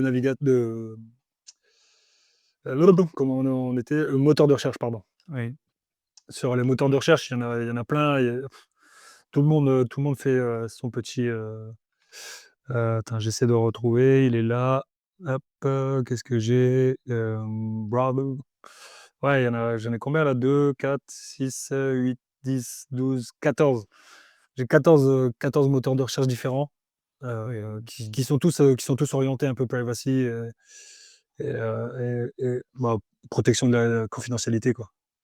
Oh, tu déconnes pas toi, 14. Moi, Ah mais je je te dis, je fais ma veille informatique, tous les jours et puis je parcours les tréfonds d'internet à la recherche de nouveautés ou même il y a des navigateurs, en ligne de commande, qui fonctionnent depuis longtemps. ouais. Comment il s'appelle? C'est Lynx, il Ah me oui, semble. ouais. C'est un navigateur en ligne de commande et ça marche très bien et c'est sécurisé aussi et ça leak pas. Ouais. Ça, moi, j'ai un truc là qui me vient en tête parce que c'est vrai que là, on parle de navigateur et j'étais en train de réfléchir à celui que j'utilise. Donc là, sur mon navigateur, moi, je vais utiliser DuckDuck, je crois, DuckDuckGo.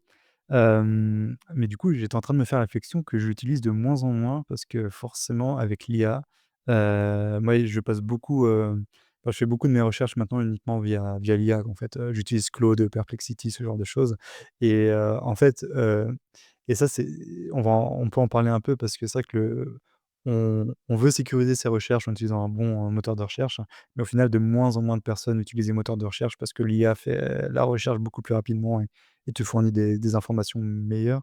Mais là, du coup, on ouvre un autre rabbit hole. C'est ça, c'est que le fait de faire tes recherches via des LLM, comme tu dis, un large language model, comme, les Claude ou tout ce qui peut exister, en fait, on fait que déplacer le problème. Sauf si tu fais tourner Claude en local et que tu es sûr qu'il y a rien qui leak. Heu, Dans les faits, tu fais juste que déplacer le problème. Parce que plutôt que de faire ta requête sur Google ou DuckDuckGo, bah, là, tu vas envoyer, ces mêmes informations, tu vas les envoyer à Claude et c'est pas dit que Bien sûr. c'est qui est derrière Claude, Claude AI? Je sais plus. Anthropio, ouais, ouais. Ouais, ouais, mais du coup, c'est eux qui récupèrent, si tu utilises la version web, c'est eux qui vont récupérer, tes requêtes, quoi. Mmh, bien sûr. Donc dans les faits, ça fait que déplacer le problème.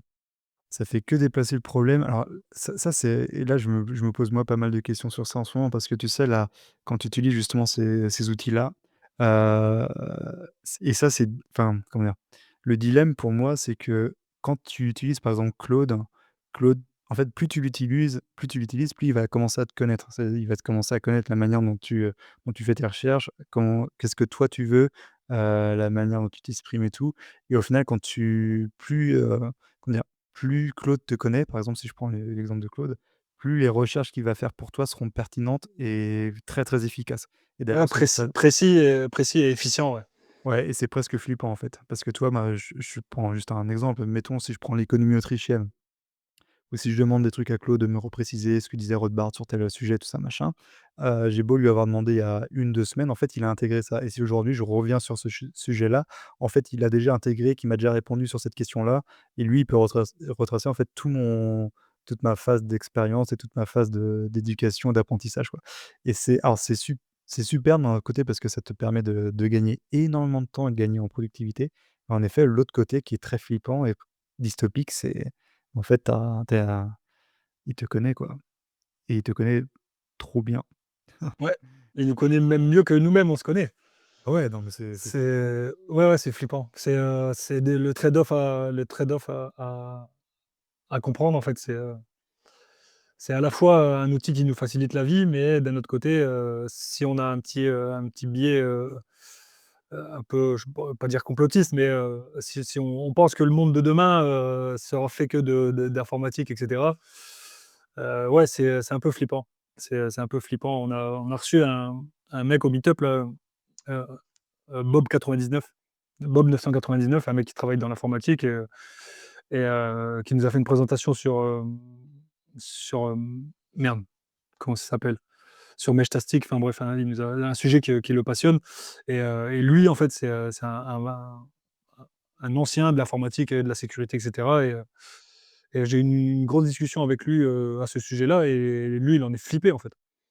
Il a vraiment peur, parce que, bah, il connaît, les dessous, il sait que c'est pas forcément là pour nous aider, dans le bon sens, quoi et il en est flippé, quoi. Il se refuse à l'utilisation des IA.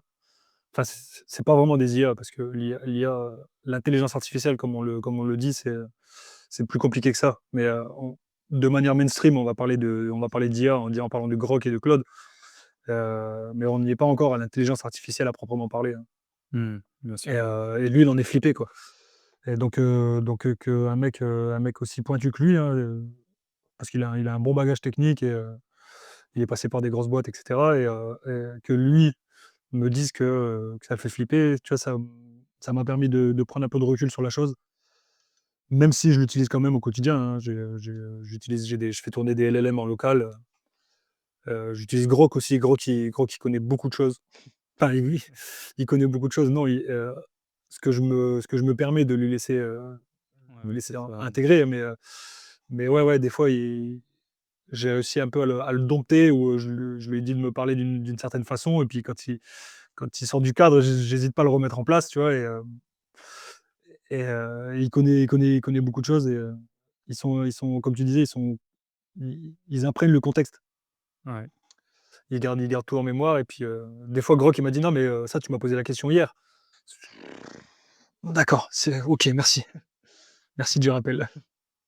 Ouais, c'est particulier en fait le et ça c'est important d'en parler parce que beaucoup de personnes, utilisent de plus en plus l'IA. C'est que en effet l'IA, faut faire très attention à ce qu'on lui donne à bouffer, quoi. Parce que, tu peux en effet te permettre de laisser passer des infos sur tes centres d'intérêt tout ça parce que voilà, enfin moi je voilà, enfin c'est tout à fait normal. Par contre en effet, tout il y a certaines informations qui touchent par exemple à la vie privée ou ce genre de choses, faut absolument pas balancer ça sur une IA parce qu'en effet elle imprime et elle va jamais oublier cette information-là, quoi. Et C'est après ça. ça peut même influencer des recherches futures et je sais pas si mettons que tu des enfants et que tu poses une question je sais pas si ton gamin est malade et tout machin, bah l'IA va enfin va imprimer le fait que tu as un enfant, qu'il a été malade à telle date et tout, quel Ouais, âge il ouais. peut avoir et tout et Et ça c'est exactement le même problème que, ce que je disais au début de notre entretien, où je me suis rendu compte qu'on était, dans une ère numérique sans avoir de formation au préalable et là, avec l'intelligence artificielle, avec les LLM, c'est exactement le même problème, en fait. C'est que, on est content, ça nous facilite la recherche, ça nous simplifie les choses, même si des fois ils sont pas tout à fait, précis sur certains sujets, hein. Des fois, notamment Grok, des fois il te fait des réponses toutes faites et puis je lui dis: «Non mais là, là tu dis n'importe quoi» et il se reprend lui-même, tu vois? mmh. Ouais, Et ouais, ouais, ça fait c'est exactement le même schéma en fait. Faut vraiment faire attention. Heu, ouais. le mieux c'est de ne pas en partager en fait. J'avais rencontré un mec, qui bossait chez Jaguar, Jaguar Network à Marseille là et lui en fait il a pas de GSM, il a pas de smartphone non plus. Il a juste un laptop.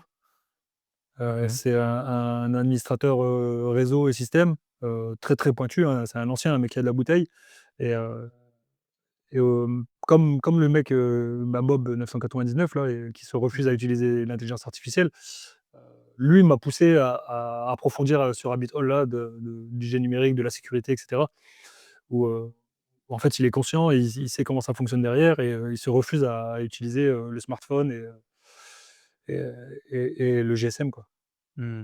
On va en parler. Même si aujourd'hui, un smartphone, comme GrapheneOS dont on va parler je pense, un peu plus tard, peut-être plus sécurisé dans l'usage quotidien, il sera peut-être, plus sécurisé qu'un ordinateur. Mmh. Oui, exact, ouais. Bah, justement, on va en parler juste après, juste un peu pour, clôturer cette, partie sur l'IA.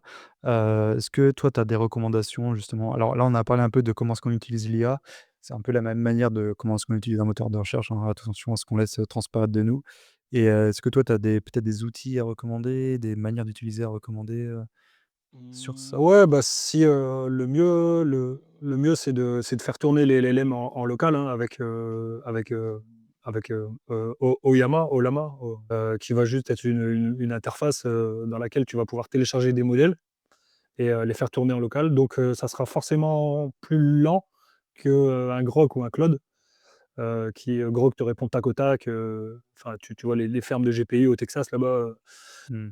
ça charbonne au max, mais ouais, non, si vous voulez utiliser les LLM, vaut mieux les faire tourner en local. Donc il y a LM Studio aussi qui est pas mal. LM Studio et puis, il y a aussi, Huggins, comment ça s'appelle? Tu pas aussi, Proton justement qui a sorti son IA, Lumo récemment? J'ai pas suivi Hugging Face, ouais. Non, pour Proton, j'ai pas suivi. Je t'avoue que Proton Mail, Proton, j'utilise Proton Mail et Point Barre. Heu, OK. autant qu'ils ont sorti un wallet, Bitcoin only et puis ils ont un gestionnaire de mots de passe et ils ont, Mmh. toute une suite d'outils. Mais, c'est ce que je recommande, de manière générale, c'est de compartimenter les usages.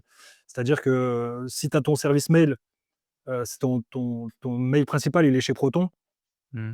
bah, n'utilise pas le gestionnaire de mots de passe et n'utilise pas non plus leur VPN et cetera. Parce que, même si les infrastructures, elles sont tout ne tourne pas sur le même serveur, hein, bien sûr. Mais, pour, réduire la surface d'attaque au maximum, vaut mieux compartimenter les usages. Non, pour répondre à ta question, j'ai pas suivi, j'ai peut-être dû le voir, mais je me suis pas intéressé plus que ça. Ouais, mais en tout cas, ouais, il y a des modèles, d'LLM qui sont privés, en tout cas qui collectent pas de données sur vous. Ce sont des modèles qui sont peut-être moins efficaces que les grands modèles comme, Grok, je sais pas, ChatGPT, Claude et cetera, mais qui ont moins cet avantage-là. Et en effet, par contre, à chaque fois que vous utilisez le LLM, bah, du coup, vous reprenez tout de zéro, quoi. C'est-à-dire que il a rien imprimé sur vous, donc du coup, il sait pas il connaît pas vos prompts favoris, il connaît pas la manière dont vous abordez, tel ou tel sujet et comment lui, il doit vous fournir l'information, quoi. Donc vous pouvez reperdre du temps, en fait, à remonter une conversation. Ouais, je vais me le noter, c'est Lumo? Lumo? L'UMO LUMO, ouais, tout à fait. Bon, c'est sorti il y a quelques semaines, quelques mois, donc c'est tout récent, en tout cas. Mais c'est le modèle, en effet, IA de Proton. Donc, Proton qui est, comme tu l'as dit, hein, qui est une boîte suisse qui propose adresse mail, un drive, gestionnaire de mots de passe, hein, des wallets et tout. Et oui, en effet, c'est peut-être mieux de pas mettre tous les œufs dans le même panier. Parce que Exactement. voilà, donc attention à ça, quoi. Et alors juste, là tu parlais de Graphene, je sais pas comment on dit, enfin bref, on s'en fout. Graphene OS, donc là en fait, on quitte le PC, le laptop et on part plutôt sur le téléphone, mais juste avant qu'on fasse, la transition vers Graphene OS et le téléphone, juste une dernière chose sur le PC. Heu, Moi j'ai juste envie qu'on parle brièvement du système d'exploitation. Parce que le système d'exploitation, c'est quelque ch bah, c'est la base, hein, de tout PC. C'est Apple, c'est Microsoft, c'est Linux, hein, ce sont les 3 grands qui existent, hein. Et c'est bien d'en parler un peu brièvement parce que, Windows, ça reste quand même le système le plus utilisé. Il y a une mise à jour récente, Windows 11, là, qui a été très, très critiquée, en tout cas parce que c'est une mise à jour forcée, parce que Windows 10 n'a plus les Support. problèmes de s ouais, de plus de support. Et il y a beaucoup de trucs qui, voilà, qui sont très critiquables et on remarque aussi depuis quelques mois, quelques années qu'il y a une utilisation en hausse d'autres solutions, d'autres OS, dont Apple et dont surtout Linux. Donc vas-y, parle-nous un peu de ça parce que c'est moi je trouve ça super passionnant. Ouais, ben, c'est notamment, ça a fait un peu l'objet d'un thread que j'ai publié cette semaine ou la semaine dernière, je crois, où je disais que clairement, en fait, un un un Windows, bien sécurisé et bien hardené, bien durci, sera peut-être plus sécurisé qu'un Linux mal administré, en fait. C'est j'ai mis le même heu, que comment l'imager, comment l'expliquer avec des mots? Le même, c'est, exprime une opinion qui te mettrait dans cette situation et puis tu as toutes les lames qui sont vers toi. Ah oui, oui, tout à fait, oui, oui. Et du coup, j'ai fait un petit mème là-dessus en expliquant, en disant qu'un Windows durci sera peut-être plus sécurisé qu'un Linux mal administré. Même si, les surfaces d'attaque la surface d'attaque est bien plus réduite en fait sur un Linux, hein, parce que les hackers vont développer en fait leur malware ou leur logiciel espion, bah, sur les plateformes qui sont les plus utilisées, donc Windows, quoi. Mais ouais, encore une fois, c'est, compartimentation des usages. J'ai deux laptops et un ordinateur, de bureau et j'ai des activités que j'utilise, que sur Linux et d'autres activités que j'utilise, sur Windows. Je m'en sers pas mal de sandbox, en fait, le Windows. Je fais d'abord les tests je fais des tests sur Windows et puis après, une fois que j'ai trouvé un peu ma routine, je la mets en application sur le Linux. OK. Moi, je t'avoue, moi, sur, l'utilisation que je fais, moi, de ça, j'étais Windows. En fait, pareil, moi, j'ai plusieurs laptops, j'en ai un sur Windows et sinon le reste, c'est que du Linux, parce que voilà, fuck Windows, j'ai envie de dire et fuck Microsoft. Mais c'est vrai que Linux, tu vois, moi, je sais que, moi, aujourd'hui, j'ai 35 piges, je sais que moi, Linux, la première fois que j'ai utilisé ça, j'avais 20 ans, donc c'était il y a 15 ans, donc tu vois? Le temps passe vite, mon pote. Ah dame! Oh putain, le temps ouf! Le temps passe vite, mais mine de rien, l'utilisation de Linux entre, il y a 15 ans, c'est pas c'est pas le même délire. C'est beaucoup plus simple aujourd'hui et tu as plein de, pour ceux qui écoutent et qui connaîtraient pas trop Linux, Linux, c'est le kernel, en fait, c'est le cœur de du système et après autour de Linux, il y a ce qu'on va appeler les distros, les distributions et il y a plein d'univers Linux différents qui existent et les distributions Linux, il y en a franchement, il y en a des dizaines. Et grosso modo, Des des centaines même, des centaines. des centaines, ouais. Ouais, Qui ouais, sont assez s il y en a certaines qui sont assez simples, aujourd'hui à utiliser, ouais, ouais, ouais, clairement, Linux Mint et Ubuntu, c'est, les 2 plus grosses, bah, qui sont basées sur Debian, hein. Debian, c'est l'une des plus répandues et ouais, Linux Mint et Ubuntu, c'est assez user friendly. C'est ce que même je conseille, à mes clients, quand ils veulent quand ils me disent qu'ils veulent se débarrasser de tel ordi ou parce qu'il est trop vieux et ça marche plus avec Windows, qui est trop lourd et cetera, non, non, non, ne le jette pas ou ne le vends pas, je vais te soit je t'installe ou soit je te fais installer je t'accompagne à faire une installation d'un Linux Mint et puis ils ont fait, comme tu dis, l'utilisation de Linux aujourd'hui et celle de il y a 10 ans, n'est plus la même et heu et c'est ça qui fait qu'il y a de plus en plus d'utilisateurs de Linux. C'est qu'ils ont fait des efforts justement à être un peu plus accessibles. ouais, totalement, ouais. Ouais, totalement. Puis en plus, aujourd'hui alors c'est vrai que les Linux a fait de nombreux efforts pour rendre ça beaucoup plus accessible. Tu as même des fois des distributions entières où tu n'as même pas besoin d'utiliser le terminal.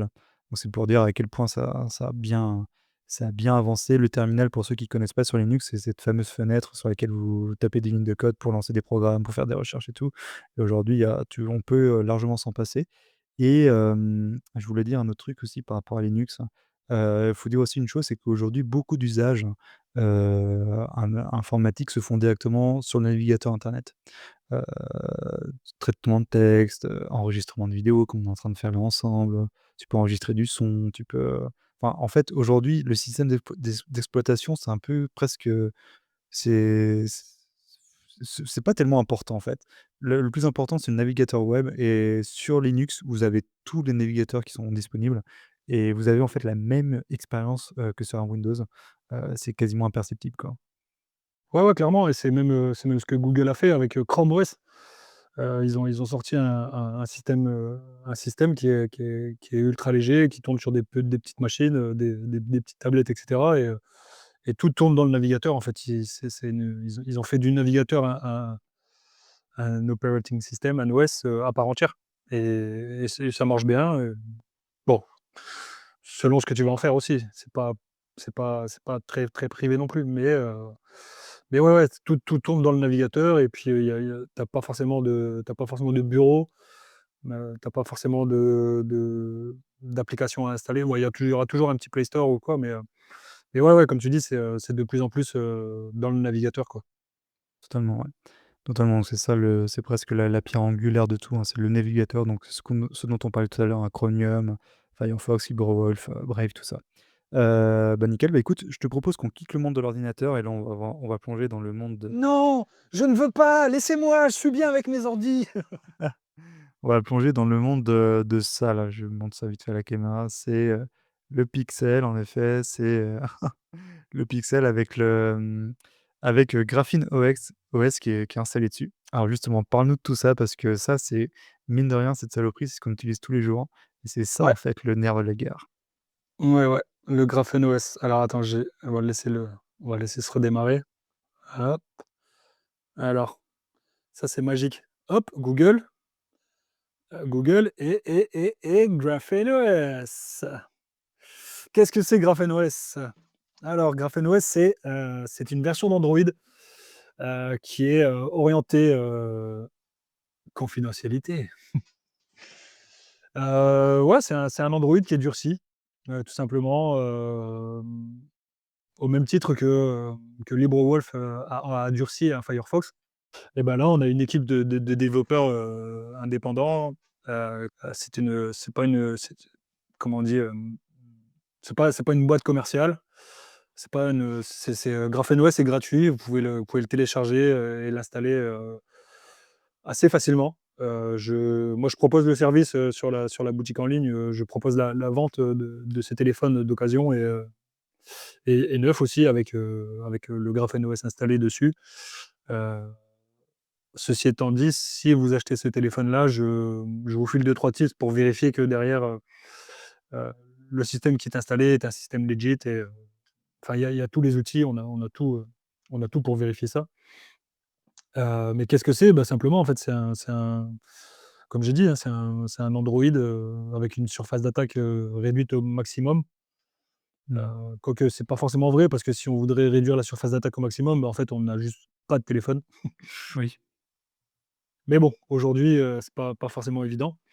Moi, mes 2 téléphones principaux, ils sont sur GraphenOS. J'ai eu un petit temps d'adaptation, parce que tout n'est pas compatible. Mais Mmh. j'ai appris avec le temps à me séparer, en fait, de ces services qui n'étaient pas compatibles avec GraphenOS. Bah, en fait, c'est que j'en ai pas forcément besoin. Heu, Alors quand tu parles des services qui sont pas forcément compatibles, tu parles parce que moi, tu vois, moi j'en ai un GraphenOS, hein, et pour moi la transition, elle a été, quasiment imperceptible. Parce que moi, en tout cas dans mon usage, j'ai pas eu de service que j'utilisais avant dont j'avais besoin en fait sur Graphene. Donc en fait, c'est lesquels qui ne marchent pas. bah, c'est principalement des applis bancaires. OK. Ah, les applis de paiement, Heu, tout ça? ouais et puis, des applis qui en fait, quand tu fais l'installation, tu as toujours un ping avec l'empreinte de ton téléphone et du coup les services bloquent un peu, comment dire? Les développeurs, derrière, ils vont bloquer, comme le GraphenOS, c'est un Android durci. Il y a forcément pas des applications, des autorisations qui ne sont pas données par défaut. OK. Et c'est ça, c'est l'avantage du Graphene, c'est que tu peux aller dans les paramètres et puis, toutes les applications et toutes les autorisations, tu as vraiment la main dessus. Tu as vraiment un côté, où tu es, souverain de la data que tu vas laisser, transposer. Ce que moi j'ai fait, en fait, c'est que, quand j'avais des applications sur tel ou tel service qui ne fonctionnait pas sur Graphene OS, heu et ben, en fait, tu utilises ce service-là via le navigateur et puis ça marche très bien, quoi. Mmh. Ouais, totalement, ouais. C'est pour ceux qui écoutent, pour que tout le monde comprenne bien, c'est que quand on dit que GrapheneOS est compartimenté, c'est-à-dire qu'en fait, vous pouvez prendre n'importe quelle application que vous avez sur votre Android, et vous pouvez en fait dans les options, vous pouvez lui dire si l'application a le droit ou non de communiquer avec le network, avec les senseurs, a le droit de communiquer avec la webcam, enfin avec la caméra, avec le micro et tout. Et vous pouvez en fait, vous pouvez même couper, si vous avez l'application Google de recherche, vous pouvez même couper Google d'internet. Donc là, ça va vous servir à rien, on est bien d'accord. Mais grosso modo, c'est intéressant parce que des fois, il y a je prends juste un exemple, un peu à la con, parce que c'est un exemple qui est souvent cité pour que les gens comprennent. Si vous utilisez un Android et que vous avez le clavier Gboard, le clavier Google. En fait, le clavier Google, il est connecté à internet et on pourrait se dire: «Mais en fait, quel est l'intérêt d'un clavier qui soit connecté à internet?» Bah, tout simplement parce que le clavier enregistre ce que vous écrivez et il peut envoyer, ce que vous écrivez, ailleurs, quoi. Et mine de rien, bah, le clavier, faut le couper, quoi, d'internet. C'est déjà arrivé à 99% des personnes qui nous écoutent ou nous regardent, d'envoyer un message à un pote sur telle application et puis parler de tel sujet et 10 minutes après, tu vas sur Instagram et tu scrolles et comme par hasard, tu tombes sur une pub visée, de cette chose dont tu as parlé, en fait, justement. Mmh. Et ça, c'est le clavier de Google. Il existe d'autres claviers alternatifs, Mmh. notamment HeliBoard, Heli Board, que moi j'utilise sur tous mes téléphones et que j'ai fait installer par défaut, qui lui ne pingue pas et ne fait pas d'enregistrement. L'avantage aussi de GraphenOS, c'est que toutes les applications, elles sont dans des bacs à sable. elles sont toutes installées, dans une sandbox. Il y a OK, aucune application ne communique avec l'autre. d'accord. Donc tu peux, si tu installes des applications un peu shady ou tu es pas trop sûr, bah, sur un Graphene OS, tu es un peu plus sécurisé que si tu le mettais sur un Android stock, un Android normal en fait avec, tous les services de Google. Mmh. Qui est c'est aussi il me semble que c'est bon aussi pour, iOS, le système de des iPhones, Apple, ouais, qui sont tout est sandboxé aussi. Enfin, c'est ce que c'est le pari réussi de Steve Jobs avec Apple, hein, c'est qu'il a pris un Linux et il a pris un produit gratuit et open source et il en a fait un truc fermé et payant très cher. Mais les experts en cybersécurité s'accordent à dire que iOS, c'est sécurisé aussi quoi, il y a pas de problème.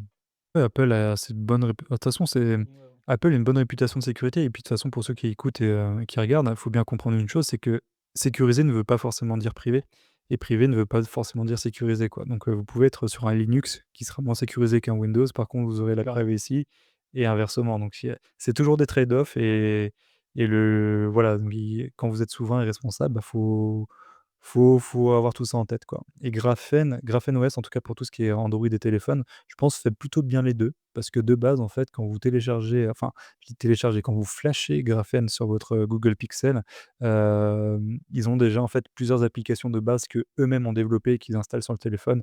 Un navigateur internet, ce genre de trucs, hein, et ça, vous pouvez, en fait, très bien l'utiliser, tel quel et ça fait le boulot, quoi. Et ça Clairement, fonctionne. c bon, c'est un peu dégueulasse, mais les applications de base, c'est bon, je sais Ouais, pas si, si on va si. avoir grand chose, mais Si, si, c'est très simple quoi. C'est le navigateur, c'est Vanadium, c'est un Google Chrome, enfin c'est un Chromium, qui est un portage de Chromium, pour Android. Mmh. Et puis, il y a la galerie, il y a les applications de SMS et de téléphone et la caméra. Ils ont un App Store, en plus de tous les autres App Store que tu peux installer. Ouais. Heu, mais de base, il y a pas grand chose dessus en fait. Il y a tu as le strict minimum et puis après c'est à toi de monter ton petit setup quoi. Tout à fait, ouais. Tout en précisant quand même parce que, tu disais tout à l'heure qu'en effet les applications elles sont sandboxées donc elles ne communiquent pas les unes avec les autres. Mais Graphene, ils ont quand même fait un sacré boulot, c'est de créer des par exemple, le Google Play Store, d'avoir leur propre version du Play Store qui justement permet de mettre à jour les applications, donc ils communiquent sans trop communiquer, enfin voilà.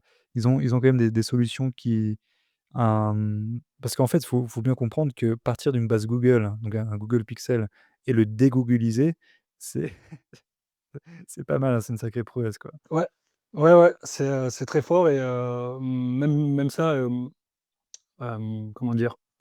C'est un peu, antinomique d'installer un Graphene OS et puis derrière d'aller installer le Google Play Store et les Play Services. Mais dans les faits, on peut le faire puisque, ils ont cette espèce de surcouche avec leur propre version où, bah, c'est sandboxé, c'est dans un bac à sable, c'est dans un conteneur, ça ne communique pas avec le reste. Je ne conseille pas de le faire, hein. Moi, j'ai sur les 2 téléphones, j'en ai un qui est vraiment, privé, que j'utilise sans Play Store et sans contrelier, avec aucune identité qui a été utilisée auparavant et j'en ai un autre sur lequel en fait en fait, tu peux aussi installer comment dire? Avec mon charabia là, tu peux, tu peux avoir trois espaces distincts, dans le téléphone. Tu peux avoir un main profil, tu peux Mmh. avoir un profil travail et un profil privé OK, et oui. du coup, tu peux très bien, si, dans ton job, ils utilisent, Teams ou tu es obligé de travailler avec, la suite de Google, et bah, tu peux avoir en fait, si c'est ton téléphone professionnel, tu peux avoir ton Graphene OS quand même avec les services de Google, mais qui seront dans un profil à part, avec un code PIN, qui lui est dédié aussi et tu peux, tu as un bouton, un toggle, un bouton pour, ouvrir et fermer, en fait, cet espace, Ouais, qui est à part du reste, quoi. ouais, tout à fait, ouais. Oui, c'est vrai que moi j'utilise pas cette fonctionnalité-là, mais oui, en effet, quand tu digues un peu dans Graphene OS, tu as la possibilité en effet d'avoir plusieurs profils avec plusieurs trucs comme ça. Et en effet, par exemple, si tu pousses la logique à fond, c'est-à-dire que si tu supprimes absolument tout qui est lié à des GAFAM, donc Facebook, Google, Microsoft et tout, et que tu peux même en fait Et tu peux même utiliser GrapheneOS sans Play Store, hein, sans tout ça parce que tu as même des magasins d'applications qui existent, hein, qui reprennent ceux du Play Store, mais qui ne sont pas connectés à Google. Donc je pense à Aurora, ce genre de Ouais, choses. exactement, ouais. Aurora, il va faire proxy. C'est lui qui va qui va prendre, enfin, c'est pas vraiment le Play Store il fait juste proxy avec le vrai Play Store de Google. Mais, tu as accès à tout le catalogue, peut-être pas tout parce qu'il y a certaines applications que je j'ai pas réussi à trouver, sur Aurora, mais, enfin qui sont dispo sur Google Play Store et qui ne sont pas forcément sur Aurora. Mais de manière générale, il y a tout. Il y a aussi, Optenium qui marche bien. Tout à fait. C'est une petite application que tu installes et en fait, tu vas chercher les sources manuellement. Tu C'est pas non plus, de la compilation comme on peut faire sur Linux où tu vas tout installer les paquets les uns après les autres, mais, tu as une barre de recherche et tu cherches les applications et puis, plutôt que de devoir te connecter sur le Google Play Store avec, une adresse mail valide qui va avoir des requêtes sur les serveurs de Google et donc de la NSA. Ah, ouais, tout à fait. Je suis en train de regarder d'ailleurs son GrapheneOS là, donc tu parles. Donc tu as le Aurora Store et moi ce que j'utilise c'est le Droid F Effi. F-Droid. Alors il y a F-Droid, mais il y a aussi Droidify en fait qui reprend le catalogue F-Droid, mais avec une Oui. application qui est c'est bien mieux en fait, c'est beaucoup plus léché, enfin c'est top et l'avantage d'utiliser F-Droid ou Droidify, c'est que les applications que vous allez retrouver sur ces Play Store là, elles sont open source. Donc déjà vous êtes sûr que tout ce que vous allez y trouver, c'est sympa quoi, ça respecte l'ethos de la privacy et vous avez plein de trucs hein, en vrai, vous avez, je suis en train de parcourir ça rapidement, enfin il y a des pour lire des PDF, écrire des trucs, gestionnaire de photos, vous avez même des GPS, enfin plein de trucs comme Faire ça. Faut faire attention quand même aussi, hein. Il peut y avoir des applications malicieuses. C'est pas parce que c'est open source que c'est forcément sécurisé, hein, comme on le disait tout à l'heure. Exactement, ouais, tout Faut à fait faire clair. attention. Les bons réflexes à avoir, c'est d'aller checker les sources de tel développeur et puis de regarder s'il y a eu des mises à jour récentes. Si tu vois que ton application, elle a pas été, mise à jour depuis 2 ans, bon, Mmh. après Ouais, c'est c'est toujours pareil, c'est selon ce que tu vas en faire. Tu vois, il y a par exemple, il y a, Privacy Blur, qui est une application, qui va te permettre de flouter des photos avant de les poster sur des réseaux ou quoi que ce soit. Moi, je l'utilise sur mon téléphone principal, mais elle n'a pas été mise à jour depuis 2 ans, mais je l'utilise quand même. ouais, bien sûr, ouais, ouais. Ouais, ouais, oui, il y a aussi des applications comme ça moi que j'utilise qui n'ont pas été mises à jour depuis très longtemps, mais vu ce que l'application peut faire, ce que je lui demande et les accès qu'elle a sur le téléphone, je me dis que le trade-off il est acceptable. Heu Mais oui, en et effet, c'est d'autant plus avec le gestionnaire d'autorisation de GrapheneOS mmh, où tu peux très bien lui dire, bah, tu as accès à c'est notamment pour cette application-là qui est, orientée, sur le fait de flouter des photos. Tu peux faire comment ils appellent ça? Setting scope storage. Tu peux lui dire, ben, j'ai pris 5 photos ce soir, je veux flouter ces 5 photos-là. Ben, dans l'application, tu vas lui dire, l'application aura accès à seulement ces 5 photos-là et pas à toute ta galerie entière. ah d'accord, OK, ouais. Ouais, ouais, ça oui, exact, ouais. Et c'est vraiment la surface d'attaque, réduite au peut-être pas au Ouais, maximum, mais au mieux qu'on puisse faire, quoi. tout à fait et puis oui, c'est ça et puis pour ceux qui veulent pousser le truc au maximum, il y a de quoi faire et pour ceux d'ailleurs qui veulent juste installer Graphene et l'utiliser tel quel, bah, en fait, de base, hein, sans modifier les paramètres et tout, c'est largement utilisable et c'est déjà bien plus sécurisé qu'un Android lambda et c'est bien en tout cas qu'on ait pris un peu le temps de parler de ça parce qu'on en a parlé récemment dans la presse, hein, de GrapheneOS, hein, mais pas en bien malheureusement, avec 2 articles du Figaro et du Parisien où, justement c'était oui, GrapheneOS c'est le système utilisé par les narcotrafiquants, par les criminels et tout donc le Les le méchants truc criminels. ouais, non, enfin vraiment le truc à la Bon, con bah, et je suis un criminel aussi alors. Ça, oui, oui, bah, c'est ça. si vous voulez, on est tous des criminels. Mais de toute façon, de manière générale, hein, les médias et les États n'ont pas intérêt à faire de la pub, en fait, à tous ces services, orientés, vie privée, hein, vu que le but, c'est de nous assister au maximum. Heu, En tout cas, ils ont fait une sacrée pub pour GrapheneOS parce que, ouais, clairement. ça a fait beaucoup parler. Moi, je sais que j'ai fait quelques tweets, sur le sujet qui ont ont bien percé et tout et d'ailleurs, ça a eu une réaction en chaîne assez intéressante parce que tu ouais, je sais qu'il y a même des personnes qui m'ont contacté sur X pour, s'en plaindre pendant le Black Friday pendant: «Oui, il faut que j'achète quel pixel et tout». Je fais: «Bah, prends, je sais pas, un 8-9, j'en sais rien», tu vois? Et qu'est-ce que je voulais dire d'autre? Et on a eu malheureusement donc les devs de GraphenOS qui ont dit que voilà, ils n'allaient plus se rendre en France, hein, et ils allaient, fermer en fait les serveurs. Voilà, c'est ça, ils ont fermé les serveurs, ils avaient des serveurs chez OVH et ils ont fermé les serveurs hélas. Ça veut pas dire que GraphenOS n'est plus utilisable en France, hein, ça je l'ai lu sur X, hein, sur Twitter X. Non, non, ça veut pas dire ça, mais c'est dommage et on voit la tournure que prend, ce pays qu'on appelle, Socialistan et là ça se confirme quoi, c'est de pire en pire. C'est de pire en pire et pointer du doigt comme ça les solutions comme GraphenOS, mais en fait là, ça vous indique qu'une seule chose, hein, c'est qu'il faut utiliser GraphenOS. Ouais, C'est tout ça, simplement, quoi. Faut aller à c'est ça. l'encontre de ce qu'on nous dit de faire C'est et ça. Comme on disait tout à l'heure, tout ce qui est installé par défaut sur ton ordinateur, ne l'utilise pas. Et tout ce que, toute la mauvaise pub que fait les médias mainstream sur tel ou tel service, utilise-le. exactement, ouais, totalement, ouais. Super. Bah, écoute, là, ça fait à peu près 1 heure ouais, plus d'1 h 20 qu'on parle ensemble. Je te propose qu'on aborde le dernier sujet que je voulais voir avec toi. Bah, c'est que là, on a bien parlé de plein, plein de sujets différents et là, il nous en reste un qu'on n'a pas encore abordé. Enfin, si, on l'a abordé au tout début en parlant des meet-up, hein, mais c'est Bitcoin Ouais, et famoso. El Famoso, parce que toi, du coup, aussi, tu en parles. C'est aussi, une partie des services que tu proposes, hein, dans ta micro-entreprise. C'est justement, Bitcoin, comment on aborde la sécurité de Bitcoin, quelles sont les choses à faire ou à ne pas faire et avec, le petit boule. Le jeu de cartes, édition limitée, il y en a plus sur le marché.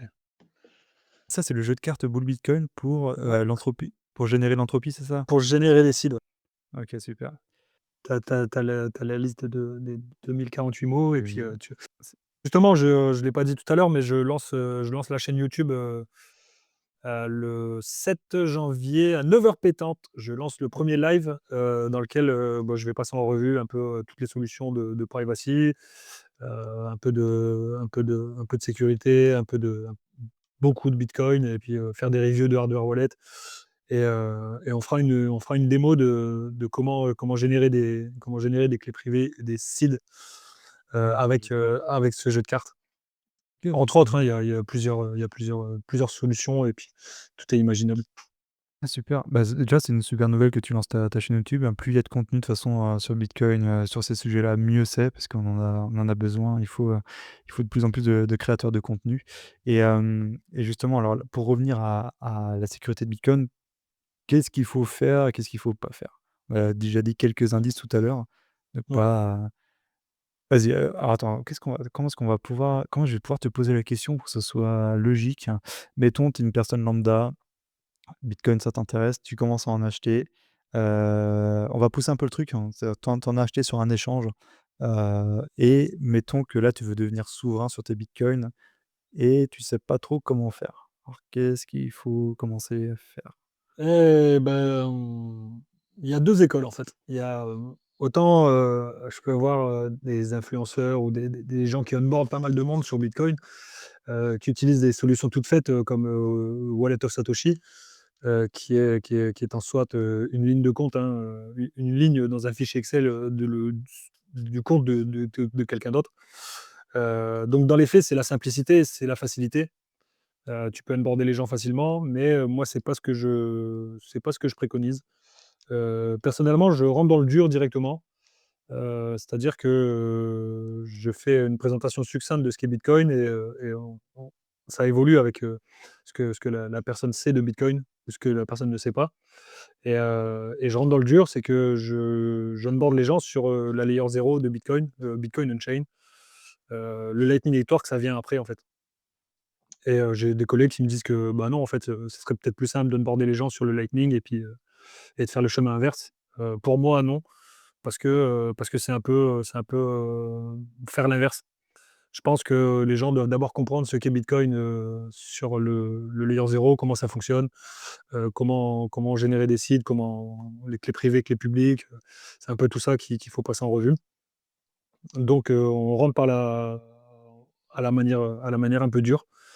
Qu'est-ce qui est à faire, qu'est-ce qui est à pas faire, hein, c'est, ne pas faire confiance à ces devices. Donc, ton même si tu as un Graphene OS et qui est sécurisé, ta clé privée, vaut mieux la générer sur un appareil, hors ligne. J'en ai quelques-uns là, j'ai un SeedSigner, hop, petit truc qui ressemble à ça. Mmh. Petit appareil basé sur un Raspberry Pi 0, avec un petit firmware et qui va te permettre de générer tes clés privées. Voilà, je pense. Ça ne répond peut-être pas à ta question, mais, Non, mais c'est c'est intéressant parce qu'en fait, toi, par exemple, une personne qui va acheter du bitcoin, en effet, il y a la manière en fait, il peut, soit opter pour une manière custodiale ou non custodiale, en fait, de les détenir, et avec, ou non l'option d'avoir les clés et justement les clés, c'est qu'on on dit souvent ça dans la communauté de bitcoin, «Not your keys, not your coin», hein. Si vous n'avez pas vos clés, vous exactement, n'avez pas, en fait, vos bitcoins, en fait, parce que vous n'avez pas l'accès au wallet qui détient ces bitcoins-là.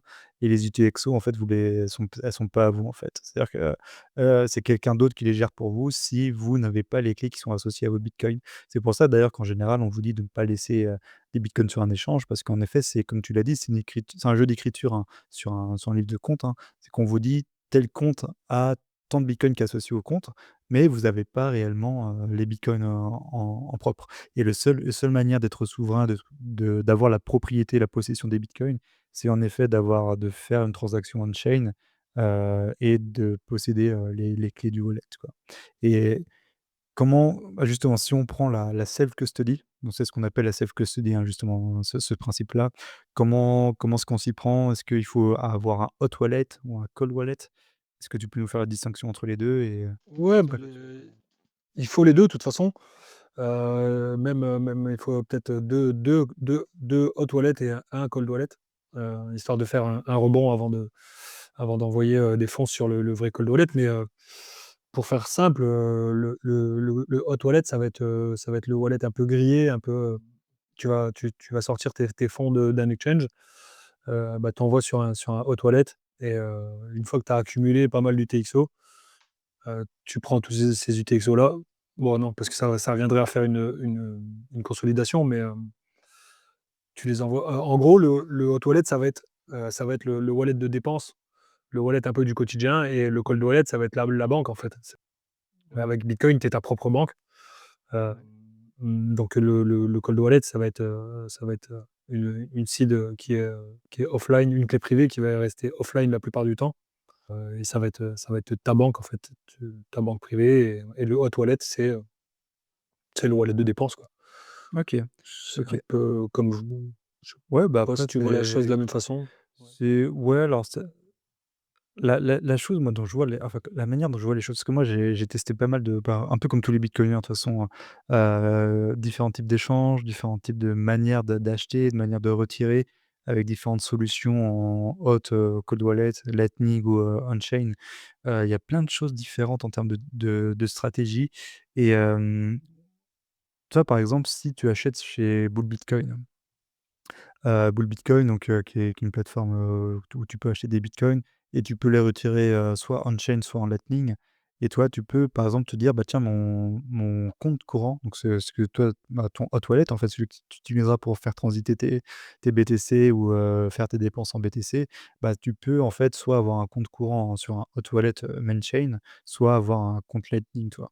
Et le Lightning, je sais que moi, pour avoir discuté avec des personnes qui sont assez calées sur Lightning, ils vont même te dire que c'est même mieux en fait d'acheter, du BTC, et le retirer sur un wallet Lightning et ensuite si tu veux consolider, envoyer, sur ton wallet, main chain plus tard. Parce qu'en fait, c'est plus facile de brouiller de cette manière-là que justement de faire du on-chain. Parce que du coup là, tu remontes moins justement enfin tu fais moins l'analyse de chaîne est beaucoup plus difficile à faire. Elle est même quasiment impossible à faire sur Lightning, de manière pertinente. Donc toi, il y a différentes, méthodes. Tu peux en fait être anonyme enfin, c'est parce que c'est ça aussi le truc sur Bitcoin, c'est que vu que toutes les transactions sont enregistrées, vu que toutes les transactions sont traçables, si tu restes sur la main chain, en fait, on peut voir de quelle adresse tu as envoyé, tes bitcoins et on peut en fait, en fin de course te retrouver, quoi. Et par contre avec Lightning, tu as la solution de mitiger un peu ça, quoi. Donc c'est un peu Ouais, comme bah, une après, moi les même choses. même sur, la main chain, sur le layer 0, Tu fais pas, éviter de faire du address reuse. Oui. Tu fais ton DCA mensuel, sur, Kraken ou Bull Bitcoin et tu veux pas toucher à Lightning, donc la surcouche de Bitcoin et on fait pas de address reuse donc même si, l'exchange, hem, récupère ton adresse, tu vas envoyer tes fonds sur ton adresse. Le mois D'accord. d'après, tu refais ton DCA s'il est automatique ou pas, bah, tu vas utiliser une adresse différente donc dans les faits, oui, la ledger de la blockchain, le livre de compte de Bitcoin, il est open, comment on dit? Enfin, comme tu Il as est dit, ouvert, ouais, ouais, tout à c'est fait. ouvert, quoi Ouais. et mais le fait si tu réutilises la même adresse, oui, forcément, en fait, on va savoir que, bah, telle personne à tel moment enfin, pas vraiment telle personne parce que Bitcoin n'est pas anonyme, c'est pseudonyme. Heu, c'est aussi tout le piège des KYC ou no KYC, peut-être qu'on en discutera un peu plus tard. Ouais. Mais oui, ouais, Ouais. mais ouais, pour maximiser ses chances d'anonymat, c'est juste de ne pas faire de adresse reuse. Donc ça, quand j'onboard des nouveaux et que je passe par la manière dure, c'est Bitcoin on-chain, bah, je le stipule et je le dis et je le redis et qu'il faut justement éviter de faire de l'adresse reuse. Bien sûr, ouais. Il faut éviter de faire l'adresse reuse. Après, il y a aussi, tu en as parlé, hein, avec toute la question du KYC. En effet, où est-ce que tu achètes tes BTC? Aujourd'hui, c'est très on va dire je me mets toujours dans les baskets du gars qui débarque là-dedans, hein. Pour le gars un peu normie, c'est très dur d'acheter, ses bitcoins sans au préalable faire du KYC. Donc pour ceux qui écoutent, le KYC, c'est fournir justement des justificatifs d'identité aux plateformes qui vont vous vendre justement du bitcoin. Ce sont les échanges, ce sont certains établissements bancaires à l'avenir qui feront ça et vous devez prouver, bah, qui vous êtes avant d'acheter et du coup, ça vous donne en fait une traçabilité sur les bitcoins achetés et à qui ces bitcoins sont destinés, donc à vous-même. Donc ça, c'est un peu vous n'êtes pas privé en fait de cette manière-là. Donc il y a d'autres manières d'acheter des bitcoins de manière non KYC. Il y en a plein, mais c'est un peu plus compliqué, on va dire, pour l'utilisateur de base, quoi, malheureusement. Mais en tout cas, moi, le truc, sans on va pas forcément rentrer dans le KYC, non KYC parce que, moi, Ça pourrait faire le sujet d'un épisode entier, je pense. ouais, ça pourrait faire le sujet d'un épisode entier, mais moi, ce qui m'intéresse vraiment, c'est vraiment pour les gens qui écoutent, hein, parce que là, c'est un peu le thème de l'épisode que je fais avec toi, c'est la sécurité, et la souveraineté, en fait. Reprenez le contrôle de vos informations et divulguez ce que vous avez, vous, envie de divulguer sur vous-même et laissez pas les autres faire ce choix pour vous et pour Bitcoin, en fait, c'est ça. Il faut juste se dire, en fait, que Bitcoin, on en a parlé, ce sont des wallets avec des mots, donc avec une seed phrase et ce sont des mots justement, donc c'est de l'information et cette information-là, quand vous possédez cette suite de mots, en fait, vous possédez, l'accès aux wallets, aux UTXO qui possèdent des bitcoins qui sont associés à ce wallet, hein et c'est là où en fait, vous êtes véritablement souverain et cette information-là, donc ces mots, comment c'est quoi en fait, la question en fait c'est quoi la meilleure manière de s'y prendre, quoi? Il y a Est-ce qu'on peut parler un peu justement des cold wallets? C'est-à-dire la manière dont on va générer une adresse, comment est-ce qu'on va faire de l'entropie, comment ensuite, on va Ouais. pouvoir signer les transactions, enfin, tu vois? C'est vraiment ça le Ouais, ouais, bah, il y a en gros si on parle de cold wallet, il y a deux équipes, enfin il y a 2 teams. Il y a la team, Secure Element où, on va avoir des devices, comme là je vous ai montré le seed signer qui n'est pas à Secure Element, mais on en a d'autres avec le plus connu, c'est le Ledger, de l'archevêque. Il y a 2 teams. Il y a la team stateless, donc ça va être des devices qui vont juste servir, de signer en fait. Ça va être un appareil qui va signer ta transaction, mais qui va aussi te permettre de générer tes clés privées. Donc en fait, tout se fait au niveau du software, du firmware justement, pas software, du firmware, qui et c'est, l'avantage le principal avantage, c'est d'avoir un appareil qui ne sera pas connecté au réseau, qui ne sera pas connecté à internet, qui est dit air gap. Principalement, tu vas générer ta clé privée là-dessus en fait, pour faire simple. La clé privée, c'est ce qui va donner accès à tes fonds et la clé publique, c'est l'adresse de réception en fait. d'accord. C'est le chiffrement asymétrique. Je pourrais faire le sujet d'un épisode aussi, tellement le sujet il est deep. Mais ouais, c'est ça, c'est la meilleure façon, c'est de générer une clé privée, donc avec un maximum d'entropie. Donc soit avec des dés, soit avec les cartes à jouer où on va récupérer les mots les uns après les autres. Ouais, donc c'est ça, c'est, avoir un appareil offline. On peut très bien aussi le faire sur un Graphene OS, qui ne sera pas connecté à internet, avec, telle ou telle wallet. C'est pas forcément conseillé parce que c'est l'application qui va générer les clés privées. Donc OK, selon le wallet que tu utilises, c'est plus ou moins sécurisé, selon les développeurs qu'il y a derrière. OK, Hem, mais ouais, principalement, c'est ça, c'est d'avoir un appareil, non connecté au réseau qui va te permettre de maximiser l'entropie et de créer tes clés privées OK, et derrière, ce même appareil va te servir à signer ta transaction. OK. OK, très bien. De toute façon, là, pour, voilà, donc il y a les codes wallet, donc les hardware qui vous permettent de justement de signer vos transactions. En fait, ce sont des signes C'est les 2 teams, en fait. C'est celui-là, c'est le seed signer, c'est stateless, où en fait, il va pas il garde rien en mémoire. Une fois que tu le redémarres, en fait, il y a plus rien, tu OK, recommences de zéro. OK. Donc tu es obligé d'avoir, une sauvegarde, tes 12 mots écrits sur un papier ou sur des plaques en métal. Je vais te montrer. Est-ce que j'ai ça? Là, elles sont là. C'est des plaques en acier avec la template du QR code et quand tu vas générer, ta clé privée sur le site Signer notamment, tu vas encoder après, tes 12 ou 24 mots. Tu les encodes, dans un QR code en fait qui va te servir après. Comme j'ai dit, une fois que tu le redémarres, il y a plus rien qui est en mémoire. Mmh, ouais.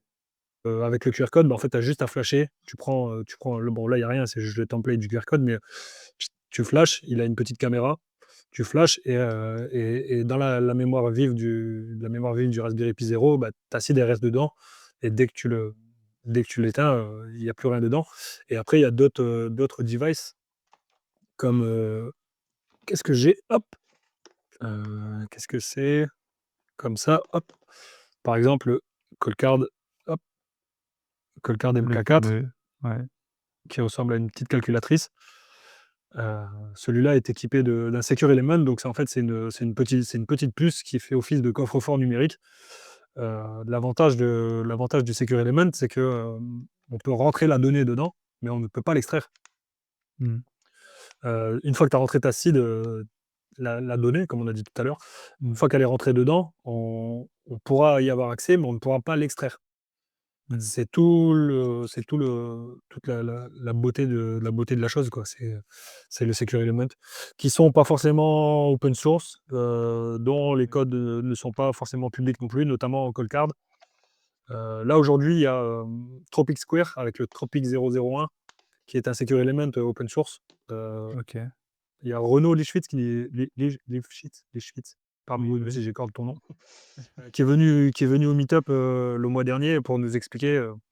Renaud, c'est un expert en cybersécurité, qui s'est spécialisé sur Bitcoin et du coup, on a fait un peu le tour de tout ça.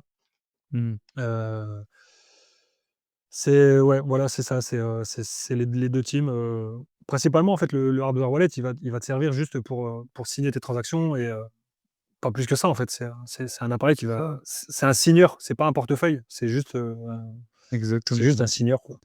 C'est bien de le rappeler parce qu'en effet, des personnes qui ont du mal à faire la différence, en effet, le hardware wallet, c'est pas le wallet en tant que tel, hein. Le wallet, c'est la suite de mots qui est enregistrée dans le hardware wallet et cette suite de mots n'est pas propre à ce hardware wallet-là. C'est-à-dire vous pouvez changer de marque, vous pouvez changer de d'hardware, wallet et si vous avez la même suite de mots, en fait, vous pouvez régénérer votre wallet, en fait, avec, de n'importe où, en fait, même sans hardware wallet. Donc ça, c'est important de le rappeler et en effet, la device, hein, l'appareil vous sert à signer les transactions, et ça, c'est tout l'intérêt, en fait, de ce matériel-là, quoi. Et après, alors, il faut aussi savoir une chose, c'est que c'est beaucoup de ces propositions-là, je prends les Trésors, les Ledger, les Bitbox et cetera, en fait, peuvent aussi vous générer justement un wallet avec de l'entropie. C'est-à-dire qu'ils vont vous générer de manière aléatoire, ces 12 à ces 24 mots, qui vont vous générer un wallet sur lequel vous pourrez, recevoir et envoyer des bitcoins et le wallet, comment dire? c'est une entropie qui est liée à l'appareil et si vous voulez justement faire les choses de la manière la plus sécurisée totale, c'est-à-dire générer vous-même de l'entropie sans passer par, une solution tierce, en effet, c'est ce dont tu parlais tout à l'heure. Là, tu pousses vraiment le truc à son maximal. C'est, en effet, générer l'entropie avec, des dés, avec des jeux de cartes et moi, je sais qu'il y a un truc qui m'avait toujours fait marrer, c'est les frères, Winklevoss, donc ceux qui avaient, co-créé avec Zuckerberg là, Facebook. Eux, justement, c'est des bitcoiners, depuis très, très longtemps. Donc eux, ils sont pleins aux as les mecs et justement, ils racontaient de la manière dont ils avaient généré leur clé privée. J'avais trouvé assez génial. En fait, ils avaient loué une baraque ou un appart. Ils étaient allés ensemble.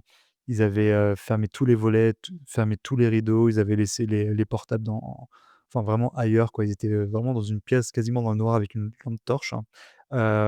Et ils avaient des dés et justement, ils faisaient leur suite de dés comme ça et c'est comme ça qu'ils ont généré, de manière, anthropique, bah, de l'entropie, quoi et c'est assez génial parce que, tu vois, si tu as des personnes comme ça qui sont quand même des personnes très ouais, qui connaissent un peu le fonctionnement de la tech et tout, si eux vont jusqu'à ces extrêmes-là pour générer de l'entropie, bah, c'est qu'il y a peut-être un truc, quoi. C'est pas pour rien. C'est pas pour rien, ouais. C'est pas pour rien. Ouais, non, j'ai une autre anecdote comme ça, c'est un si tu nous regardes, un ami qui a généré des clés privées il habite dans une rue assez passante et il comptait le nombre de voitures blanches et le nombre de voitures noires qui passaient dans sa rue et selon enfin ça on va je vais le passer en revue cette technique-là, dans les lives là au mois de janvier. Justement, je vais essayer d'apporter un peu, des tips, toutes les techniques que j'ai appris au fur et à mesure du temps. Pour maximiser ses chances d'entropie, mais ouais, il faisait, il notait sur un carnet, en fait, le nombre de voitures blanches et le nombre de voitures noires ou le nombre de dames qui venaient, promener son chien et le nombre d'allers-retours qu'elle faisait. Enfin, il y a tout c'est le sujet, de Pierre Noisa dans son bouquin là qui a, hem, comment il s'appelle?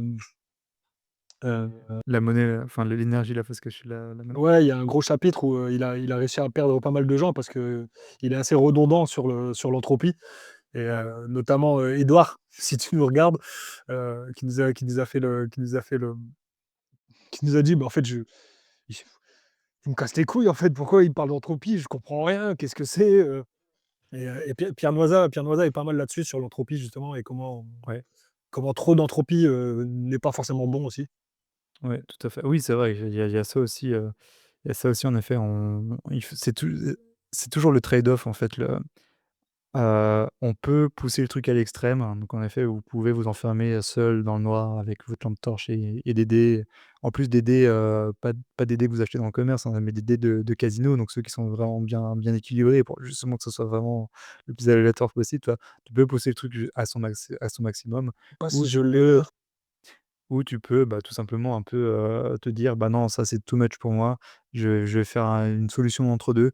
C'est-à-dire, je vais faire la self custody. Par contre, je vais décider de faire confiance à l'entropie qui est générée par le hardware Ouais. wallet», tout ça, tu vois? Et et et justement, en parlant d'entropie, en fait, c'est que, tous les wallets, qui intègrent la fonction de génération de seed, en fait, faut savoir que dans l'informatique, le hasard n'existe pas.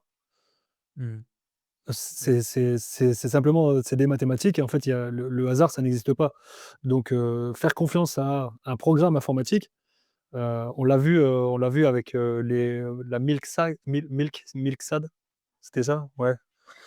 Des wallets qui avaient intégré, le PNRG, heu, Ouais. Random Generator. OK. En fait, c'est une fonction, une fonction, de code, une fonction mathématique qui va te permettre de créer du hasard, de créer de l'entropie, mais de fait, ça n'existe pas, en fait. D'accord. Il y a pas d'entropie, il y a pas de comment? Il y a enfin, le hasard n'existe pas. Enfin, moi, je ne Mmh. crois pas au hasard, de toute façon, même dans la vie de tous les jours, hein. OK. Et je pense qu'il y a une ligne qui est tracée, pour chaque individu sur terre et on peut créer des lignes, parallèles, mais le hasard n'existe pas et vaut mieux toujours, ajouter de l'entropie en plus même si on génère la clé avec des dés Mmh. ou avec les cartes, il faut toujours ajouter un facteur supplémentaire. Mmh. parce que le hasard n'existe pas, en fait. Ça Mmh. je t'enverrai le lien de c'est Milk Sad, le lait triste où, il y a des wallets de première génération qui se sont fait drain, qui se sont fait vider parce qu'en fait, ils avaient une entropie pas assez élevée. De toute façon, pour ceux qui veulent savoir, justement ce que c'est l'entropie, il y a plein de sites internet qui existent, hein, où vous pouvez justement tester l'entropie de mots de passe, de suite de mots et cetera, et ça vous permet justement de voir à quelle combinaison génère l'entropie, et l'entropie, en fait, on la calcule sur la base de combien de temps il faudrait pour brute force, en fait, un mot de passe, hein, en mobilisant, telle ou telle capacité de calcul, par exemple, hein. Et plus l'entropie est haute, c'est-à-dire plus ça va prendre, de mois, des années, des fois même des millénaires, mieux c'est, quoi. Et Ouais, j'ai une infographie de Hive, qui est une boîte de cybersécurité, assez reconnue, ils ont établi bah, oh là là, j'en perds mes mots. Ils ont établi enfin, c'est un tableau, en fait, un tableau multisentré, avec, qui est, principalement fait pour les mots de passe, hein. Mais, ça t'explique que, si ton mot de passe ne contient que des chiffres ou que des lettres, à partir de autant de caractères, le brute force, il est instantané. mmh, Et c'est ça. ça s'applique, c'est la même chose pour Bitcoin et les clés privées, en fait. C'est que, heu, au plus ça sera compliqué, au mieux ça sera, quoi.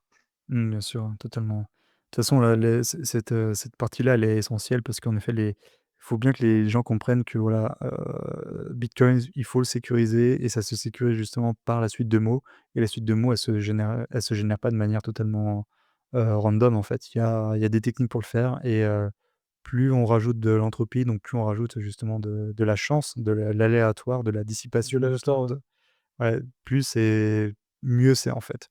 Et si vous voulez pousser le truc au maximum, bah, vous pouvez faire de l'entropie sur un wallet. Après vous pouvez faire du multisig, enfin il y a plein de choses comme ça que vous pouvez, vous pouvez en fait ajouter des surcouches de protection, de sécurisation sur Bitcoin, et après la question en effet se pose, quand est-ce que ça devient trop et contre-productif, hein?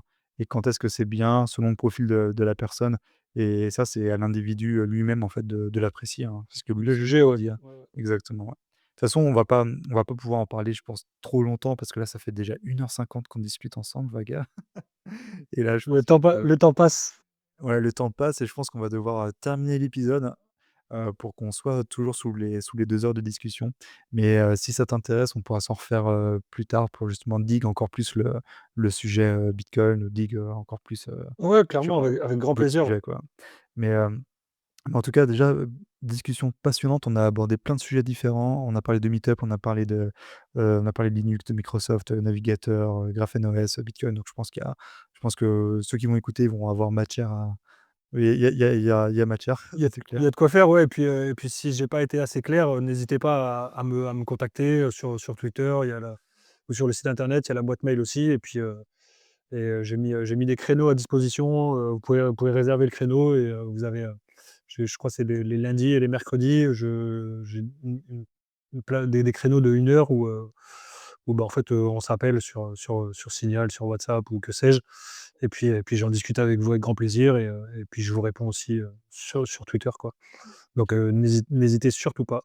Moi, ça me passionne. Je passe 18 heures sur 24 devant mon ordinateur à tester des logiciels dans tous les sens. J'ai des caisses et des caisses de hardware wallet. J'en ai testé, je sais pas, je dois en avoir 12 ou 13 différents, peut-être pas là, mais, je teste un peu tout, enfin moi ça me passionne, Ouais. et voilà, enfin là, on le voit, j'ai pas l'impression que ça fait 2 heures qu'on discute, Bah, non, bah, c'est ça, c'est toujours comme ça, en c fait. ouais. En plus, tu vois, je t'ai dit avant de qu'on commence l'enregistrement, je t'ai dit: «On va faire 1 heure et demie», puis voilà, tu vois, 1 heure, quasiment 2 heures. Alors juste avant qu'on se quitte, alors déjà, première chose, parce que tu parlais de ton site et de ton compte X, hein. Est-ce que tu peux nous les dire justement, ou les adresses pour qu'on puisse, je les rajouterai dans la description, mais parce que Ouais, clairement, le site c'est lab312.info, LAB1, 312, lab312.info. mmh C'est le site internet qui est à la fois une boutique et une landing page, hein, une page d'accueil, et sur Twitter c'est, arrobase lab312 underscore. OK. Ouais. qui est le compte de mon activité professionnelle et j'ai mon compte personnel, c'est arobase E2E, donc end-to-end encryption, Mmh. underscore user. OK, ouais. De toute façon, je mettrai tous Et les, ouais, je mettrai les liens en description du podcast et de la vidéo sur YouTube, hein. Donc des 2 comptes, sur X et de ton site internet. Comme ça, les gens vont pouvoir te retrouver assez facilement. Je mettrai également le lien de ta vidé enfin, de ta chaîne YouTube, hein, même si elle est pas encore lancée. Je pense que je vais même, je t'enverrai un lien de collaboration. Comme ça, les gens pourront top. directement, aller sur ta chaîne. Et moi, en tout cas, Vaga, il va me rester une dernière chose à te dire, bah, te dire merci. Merci d'avoir consacré 2 heures de ta soirée à cette discussion. C'était génial. Je pense que ceux qui vont regarder, ils ont de largement de quoi faire et Et ben, j'espère bien et merci de l'invitation. C'est, la première fois que je me dévoile face caméra. J'ai toujours été un peu plus dans l'ombre. Là, j'ai annoncé que j'allais faire les lives hebdomadaires, donc il faut que je me mette à nu. Peut-être pas trop non plus, mais ça me fait très plaisir et j'espère que j'ai répondu assez précisément à tes questions et puis voilà, je pense qu'il y a peut-être matière à se refaire d'autres épisodes où on pourra peut-être prendre un sujet en particulier et puis le disséquer, de fond en comble. bah, totalement, ouais, carrément. Ça me plairait bien parce que pour ceux qui regardent mes vidéos, qui écoutent mes podcasts, on a déjà parlé de ces sujets-là avec, Nicolas Cantu, avec Laurent Assu, avec, Nicolas, de donc ancien, Ravière Millet FR. Donc, il y a plein de sujets comme ça et en fait, on y revient et à chaque fois qu'on aborde ces sujets avec une personne différente, en fait, j'apprends des trucs en plus. Tu vois? Donc c'est vraiment génial. Mais oui, en tout cas, avec plaisir pour se refaire des épisodes pour creuser un peu plus, tel ou tel sujet, pardon, je pense qu'il y a largement de quoi faire. Mais en tout cas, encore une fois, merci à toi Vaga et bah, de toute façon, je te dis, à une prochaine, si ce n'est pas en vidéo, au moins sur le groupe Signal, du Café Viennois, dont tu Yes. es, le serveur et le modérateur. Voilà, donc Faites attention, hein, restez courtois messieurs. J'ai le ban facile. Non, bah, c'est super, écoute, Ulrich, merci beaucoup et bah, à très bientôt. ouais, à plus, hein. Ciao, Salut. ciao.